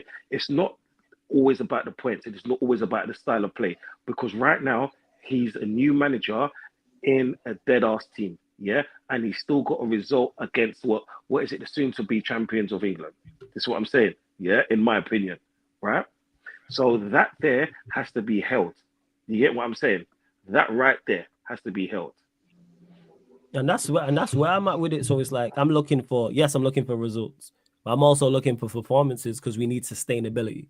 You're not getting anywhere without sustainability. There's no team ever, right? There's no team now ever in the history of football who has won major honors consistent and competed for major honors consistently, who doesn't have good performances on a regular basis. Consistency is key, just in anything, but in particular at the highest level of sport. So that's what I'm looking at. This is what I wanted from him. Come in and implement, forget who the players are. Come in and implement your system straight away. I know no matter who's playing, I know exactly what Manchester United are attempting to do. I know the type of goals we're going to score. I know how we're going to defend. I know how we're trying to build through the midfield despite who's playing. That's the start. Now, of course, you can't just come to Manchester United and lose games, so you have to get dubs and you have to get wins. He said as much before he took his first game, but I like what I'm seeing. And back to the original point as well, because someone brought up about the Maino and Garnacho thing. Garnacho, I'm all for selling. People know that. Maino, I would be extremely disappointed to see leave. Garnacho and pretty much all these players, I've said the ACGI word to anybody can get it, man. Like I'm with outside of the new signings who've just come in because they've just got here, Maino and Diallo, sell everybody. I'm not defending a decent offer for any of these, man. I'm cool because I've had it up to here with these lot and they've been getting away with murder for so long. And Rashford moving them on even temporarily is just the start because he'll get moved on. And I like that. And that's props to the manager that he has identified and done that. Now with this window, we've been linked with the left wing backs. We've been linked with the striker. We definitely need to get players in. 110%. We've been linked with Nuno Mendes, Patrick Dorgu. Strikers, I believe, is Cavani. I can't think who else, Vlahovic. But it steps in the right direction. And we still got the FA Cup to play for. We still in the Premier, well, obviously it's not still in, but the Premier League, there's still 19, 20 games still to play. Still in Europa League. But I've stripped it back to basics anyway with this team. Game by game basis. After that Newcastle game, I was seething. I'm still mad about it now. It's just that the Liverpool game has helped me calm down. I'm like, all right, you lot have done the business. I'm not looking past Arsenal. That's why I'm not looking at what we could potentially win, where we could finish in the league, going on a run. Scrap all that. Match day by match day. That's how I'm looking at it. Match day by match day. Because these lot have shown me I can't rely on you lot to consistently show up 2 games in a row. So it's game by game. I don't know what Manchester United are going to get against Arsenal. I have zero idea. Do we get the Liverpool one or do we get the Newcastle one? If Arsenal score early, do we just chuck it in and just give up because they're going to be bang up for it? Do we just, you know what, let's just call it like we did against Newcastle? Or do we do the Liverpool thing where you can literally go on the watch along? We went 2-1 down. I said, yeah, that's it. That's it. We going to fold here. And Pops and Barnes, who was on with us, they thought, yeah, it's a wrap. I thought it was going to be 3-4-1 at that point. But they stood up. I don't know what we're going to get. Go on. Tony, before you go, I gotta cut Flawless. Sorry. Yeah. You do. Yeah. Nah, it's all good, man. Before you have to go, TJ, let me get your scoreline prediction for that game quickly. And obviously, let them know what you got coming up on your channel and all that. Yeah. I'll go positive. I'll go 2-1 Arsenal. It's going to be close. It's going to be really close, though. I'm going to go. You can catch me on American Idiots, and this criminal will be on there to preview the United Arsenal match with Sheik and my guy Oregon Gooner, aka Dal. You guys know it. So Friday 9 p.m. and then you can catch me every Monday on Staffy TV and every Wednesday right here. So thank you, Flawless. I'll talk to you guys later. Anytime, man. You lot subscribe to TJ Warren TV, man. Stay safe. TJ Warren TV, man. Make sure you do so. Make sure you subscribe to TJ Warren TV. Make sure you do that. Tony, scoreline prediction for Sunday. Yeah, please. I was just about to ask you something just Of before course. TJ No, got go in. on. I just want to ask you this here because I've seen so many Manchester United channels, you know, with the brutal assessment of players. Yeah, Mhm. of course. I do know that the draft players in your team, but with most of the whole analysis I've heard, many are saying, you know what, yeah, I would sell all of them. I'll keep maybe just 3 or 5, and then I'll, Yeah. bro, Right. brutal assessment. Me too. I've also heard some brutal assessments from you too. Mhm. But and then this same shitter team come out against presumably the best team in the Premiership right now and pull off that big performance they pulled off last weekend, man. Do you just really think that it's now maybe a thing of consistency? Maybe a manager who would get them to a consistent level? Or is it that they're still shit? No, he's capable, because this is why I criticize them. As bad as they are, Manchester United can compete against anybody. Not win, but we can compete. We just played the best team in the league, arguably the best team in Europe, the most informed team in the And league, you nearly best beat them. on record. Should have beat them, in my opinion. But forget the result. We competed from the first second to the last second. So we can go away to Anfield, where it's notoriously difficult for us anyway, and can compete. But we can't compete at home to Newcastle. We can't compete at home to Bournemouth. We can't compete at home to Forest. Nonsense. Them man just like to like it's a mentality thing. It's a professional pride thing. In particular, the Newcastle game. Forest and Bournemouth weren't too bad from a performance standpoint. Those 2 games there were just individual errors, but it's mentality. So Amorim just has to work with these men for the time being. But I want them gone because of previous. It's nothing to do with Amorim. It's to do with what's happened. Because I could be in charge. You could have no manager in the dugout, and there's certain things that are just unacceptable. There's certain things, like the amount of goals we've conceded from set pieces is unacceptable. I'm saying certain things, certain instances, certain passages of play in the game that I see and I go, that's just unacceptable. That's just not. Like, what is going on here? How are we conceding 18 goals and I'm going through them? I'm like, 14 of them are from individual mistakes. How you concede Individual 18 mistakes, goals in set 7? pieces. How is it 18 goals we've conceded? I legit, this was a few games ago. I don't know the numbers now, but 18 goals I counted up, and 14 of them are from individual mistakes. That's unacceptable. If it was individual brilliance from the opposition or team moves, I go, you know what, hold my hands up. That's just quality. Like the 3rd goal that Forest scored, that's a quality goal. It was Gibbs White who crossed it in. Fantastic cross. Great header from Chris Wood. Should Martinez clear it off the line? Probably don't know his bearings. But I can give credit to the cross and I can give credit to the header because it's quality. But just losing your man, or a simple shot on Nana should save, or just not closing down, or just not checking your basics that you do at Saturday League, Sunday League, which is the lowest level of the sport. So he has to deal with what he has now, get the best out of them, bring in a couple players in January, see where you're and see what you can do. But he's already in full assessment of this squad because he's already banishing players. Rashford gone, an actual out of favor.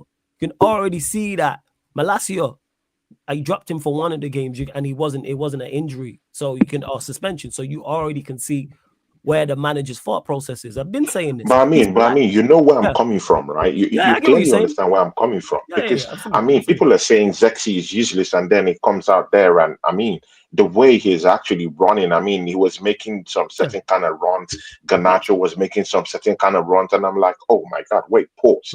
Is this the players they're saying that don't have the belly, don't have the heart, don't have anything? People go Are these the overboard. trashy players you're talking about? And then they're dishing out something different against the best team, presumably in the league. So I'm like trying to balance all those things up. Of course, I know it's not just in one game, but I'm like, see, I'm just using the eye test here with the best team in the league and what they're putting out there. I mean, I didn't see a Zexi who came from the bench looking useless. I saw him making runs. I saw Garnacho making runs. Bruno was my best player in that game. I mean, and what I've heard from many Manchester United fans is that he's a useless player. I mean, and I'm seeing something different in that game. So, I mean, I'm just trying to fight with it. Is it a thing of consistency, or is it really like, I don't know, but you've answered it already. I just wanted to put that out there and clarify it, Tony, go on, Donty. Their Garnacho is like Martinelli. Yeah? Well, because you could say that they have one good game. It's just like us playing against Tottenham. and then Martinelli scoring the brace. We will never turn around and say he's a bad man, he's world class, he's back. Should tell you why? Because 10 games ago, he did fuck all. See it like that. And that's where it is like with him, like Garnacho, that's the best game he's had in a minute. Because he came up, he got dropped for it. He was poor all the way leading up until the City game. Got dropped for the City game. Came back the next game after, I can't remember, was poor in those 2 cameo performances. This one, he was more positive. Maybe the pennies dropped, but the problem is that Garnacho's not good enough. So don't play him week in, week out. Manchester United have a squad full of squad players. That's that issue. That's why you see now with Maguire, the reason why he's having a few good games because he's not playing week in, week out. Well, if you play him week in, week out, you're going to see his deficiencies because he's not up to the level. But if Maguire's here in the back 3 and he plays 2-3 games in a row, then he don't play for 3-4 games. Then he might play 1. Then he don't play for 3-4 more. That's the way that it is. But our team, we've been criminals for the longest. I've been saying this. And we've just been caught with the RICO charge. This is where we are. We've been getting away with footballing crimes for years. Years. Because we've been shit since 2011. No, tell a lie. 2013, sorry. So since 2014 now to 2025, for 9 years, we have been awfully ran, awful managers, awful players, but we've just been committing crimes and getting away with it. And I thought it can continue. That's why I had some form of confidence with Amorim. And it's like, now we've been hit with the RICO charge. We in the courtroom going, we ain't getting away with this one. We've been getting away with crimes for years. Moving weight, selling drugs, committing murders. And every time we in the court office, we get off because we would get an FA Cup. We'd win a League Cup. We'd win a Europa League. We'd win a double. We'd win a Carabao Cup. We'd finish 2nd. We'd finish 4th. We'd finish 6th. We'd have the best home record. We'd sign some good players or something like that. And it kind of masked it. You know what I'm saying? We'd reach a European final even if we lose. Like, there was always something positive. We'd win 2 trophies in 2 years. You know what I'm saying? Or we'd win 3 trophies in 2 years.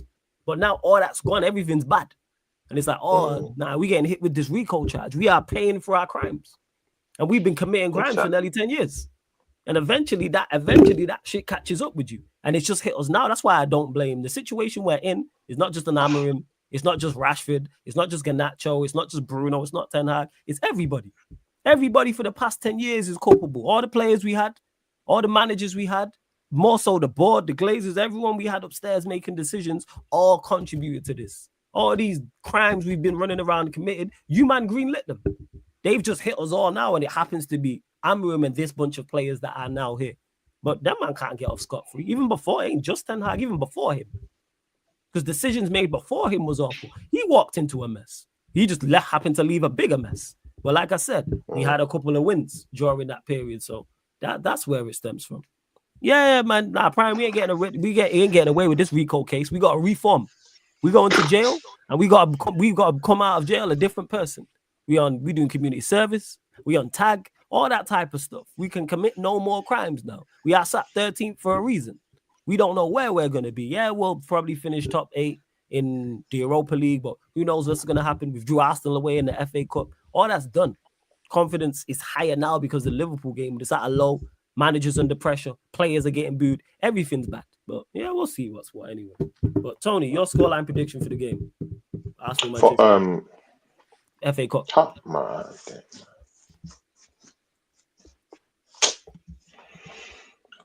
I don't know, man. I don't know. At this point, man, I don't know which Arsenal team will turn up. I don't know. I think we might lose, man.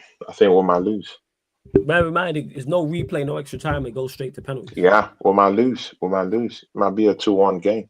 I don't think we have the momentum. I don't think we have anything going for us right now. There's no outlet, nowhere to cover our lapses right now. You know, Saka is gone, Waneri is gone.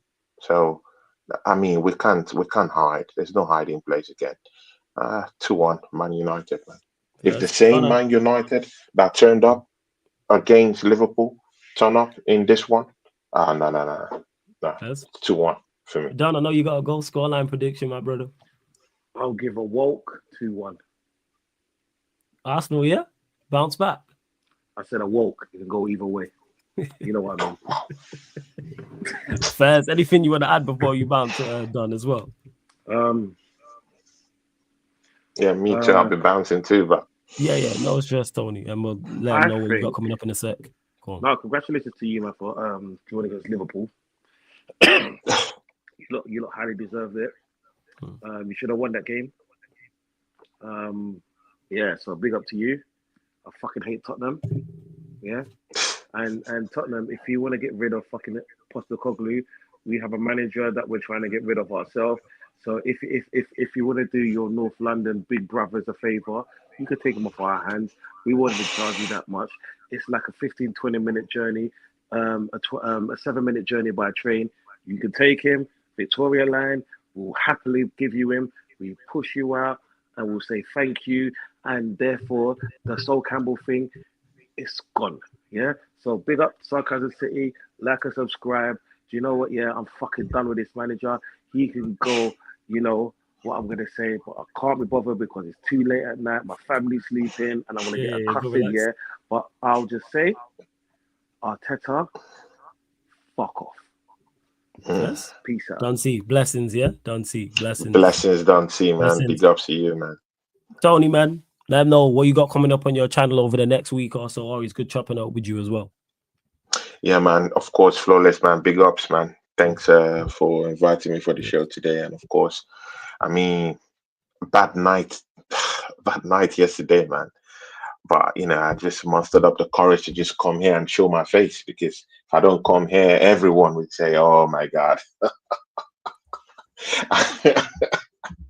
you know. But it's okay. Flawless, thanks again, man, for inviting me, and thanks to the chat too. Thanks to the chat. Big up to you guys. Thanks for supporting the channel. Please, smash the like button. Subscribe if you haven't subscribed, and you know, just show us more love. Of course, I was thinking of doing the watch along on my channel on Sunday, but I'm thinking I need to take a little bit. Yeah, I did a watch along today. Yesterday. I'm saying do the one. It's Manchester United. We ain't nothing to be fearful of. We ain't nothing to be fearful of. Are you serious? I'm being deadly serious. You got Rasmus Hojlund up top, like, and Bruno in the 10. You got nothing to worry about. And that's nothing to be scared about. Man, if the same Man United that turned up against Liverpool turns up against us, man, I don't think we can cope. I really don't think we can cope with it. But again, let's see what happens. You know, I was thinking of doing that watch along. I'm still 50-50 on doing it, because I just need to sleep over this loss and just wake up again. You'll feel better, man. It's just fresh. It's just happened, man. You'll be all right. You tough. You tough, Tony, man. You'll be all right. So you're speaking out of experience, right? Yeah, facts. You know what I'm saying? Okay, good. You've been here before, man. Good. How long have our clubs been bad for? This ain't nothing new. Bro, man, it's been ages, bro. Yeah, you acting like we've been been ages, bro. It's the last time our clubs have ever been. But again, you've been getting away with murder. You know, you've been getting away with murder. You've been getting away with murder. We've been getting the odd lick here. We've been getting the odd lick here and there. That was on point. You get what I'm saying? You get what I'm saying? Rob a bank, jewelry store, etc. The jewelry store. You connect that. That was us. Now all that caught up with us now. Now they like, we throwing you under the jail. That's what's happened. Telling you, man. So, guys, you know, so probably maybe I'll be there next week. I'll be having a show with Steve Mahala. Latimus might pop in there too. You know, got that show going on with Latimus and Steve. And then Oregon Gun is coming this week. Maybe I'll do a show with him tomorrow, because I know he has a lot to say. You know, maybe if I sleep, wake up, and I'm good, I might do a show with Oregon Gunner tomorrow. Then, you know, that's just how it should look like for now, you know. So, yeah, guys, just subscribe to the channel, show some love, and, you know, let me go catch this sleep, man. I need to subscribe to Tony Claude Gunner TV. Make sure you do that. Subscribe to TJ Warren TV. Subscribe to Brander's channel as well, True Gunners TV. And subscribe right here, Sarcasm City TV as well. But hit the like button. And don't forget, people, this show, big up to all the audio listeners, but this show, all the other shows on the YouTube channel, apart from watch-alongs and the fan calling show, are available on all audio platforms. So Spotify, iTunes, SoundCloud, wherever you listen to podcasts, people, type in Sarcasm City TV, and all of the shows will pop up in audio only, in audio only form, people. So yes, Spotify, go to your Spotify, type in Sarcasm City TV, hit the follow button, 5-star, or same with iTunes, SoundCloud as well. And don't forget, we're live on the playback right now. It's going to enter the fourth quarter. The LA Lakers are playing the Dallas Mavericks. You can see it on the screen here, www.playback.tv/sarcasmcitytv. That's playback.tv/sarcasmcitytv, or download the playback app from your app store. If you want a VIP pass, you can watch the game along with us as well. If you have an NBA League pass, you can use that, and we're all synced up watching the game, so there's no spoilers, people. So yeah, man, big up again. Love to everyone that's locked in. This has been a longer show than expected, but you already know, man, what Sarcasm City TV is like. It's like Royal Rumbles in WWE. You don't know whose music's going to hit and who's going to come running down the ramp. So I hope you enjoyed the show. Big up. Oh, yeah, RSV, I'll get to your super chat as well. I ain't forgot. Big up for the super chat. Much appreciated. He says, which coach? He said, yeah, which coach gave you the biggest trauma? Moyes, Oli, or Ten Hag? Ten Hag, because I couldn't tune out. The Moyes era was only short, and I stopped watching. The Oli era, I stopped watching like before because we was doing Pi Radio as Oli was in his reign, and it's like I had stopped watching. Like when I say that, live games, I'd still watch highlights and check results. Ten Hag, I was locked in from the start to the beginning. I mean, from the start to the end, and I had no choice but to be locked in. I couldn't not watch. It's my job. So easily, and it was the longest reign as well. So yeah, definitely. And he had just on the support for him was just unfathomable. It was just, I couldn't fathom it. Why he had the support he did. Like Oli, I got it to an extent because he's an ex-player, but people back Ten Hag to the hill. It's like you ain't an ex-player or a legend. People back like, so yeah, definitely Ten Hag without doubt. But forget all three of them anyway, because we got Ruben Amorim in, my gaffer. But big up Pops. And hey, Pops, don't do that. Tony's a permanent fixture on whether Arsenal win, lose, or draw. He's a permanent fixture here. So don't say that, Pops, about only invite him, especially after. See this Pops guy, yeah? Proper crook at times, you know. I see why they say on Beijing Reds, you be cooking the books and all them things, Pops, you know. I see this now. You know what I'm saying? I see what you be on, Pops. See this shout out to you, behavior, man. But make sure you subscribe to Beijing Reds TV as well, man. And big up, Beijing. Big up Beijing Reds every single time, man. Subscribe to Beijing Reds TV, and great we're gonna guy. still live people. So we're gonna redirect to him. He's put a generational emergency meeting. That's what he's got going on. So if you want more Arsenal tears, go there. If you want more Arsenal therapy, go there. And yes, Pops, I'm talking to you. Yes, you Beijing Pops. You're my OG, yeah, but still, you're still a crook at times. I tell you that much. But big up, man. Blessings. It makes sense why United fans bet Ten Hag because he won United 2 trophies. Oh my days! You know what? To an extent, yeah. But even so, but they didn't back. Even though it was only a short amount of time, they didn't back Van Gaal like that. Mourinho didn't even get it, and he won trophies. That's the craziest. True. I don't remember Mourinho getting back like that. I legit don't. But it was toxic. But hey, we move. All right, we're closing out Sarcasm City TV raid in League on this chat. We're back live. We're live right now on the playback, so head over there. And then we're back live later today on the playback. The Tottenham versus Liverpool game, Carabao Cup semi-final, will be there for that. And then we're back here for the United Tottenham Hotspur show. Mandem United podcast, talking at Tottenham Talk podcast, 11:30 p.m. UK. So big up. Love to everyone that's locked in. This has been the Manchester United Arsenal show. Mandem United podcast. Mr. Gonna Talk from the Arsenal podcast. Thank you very much. Peace. In.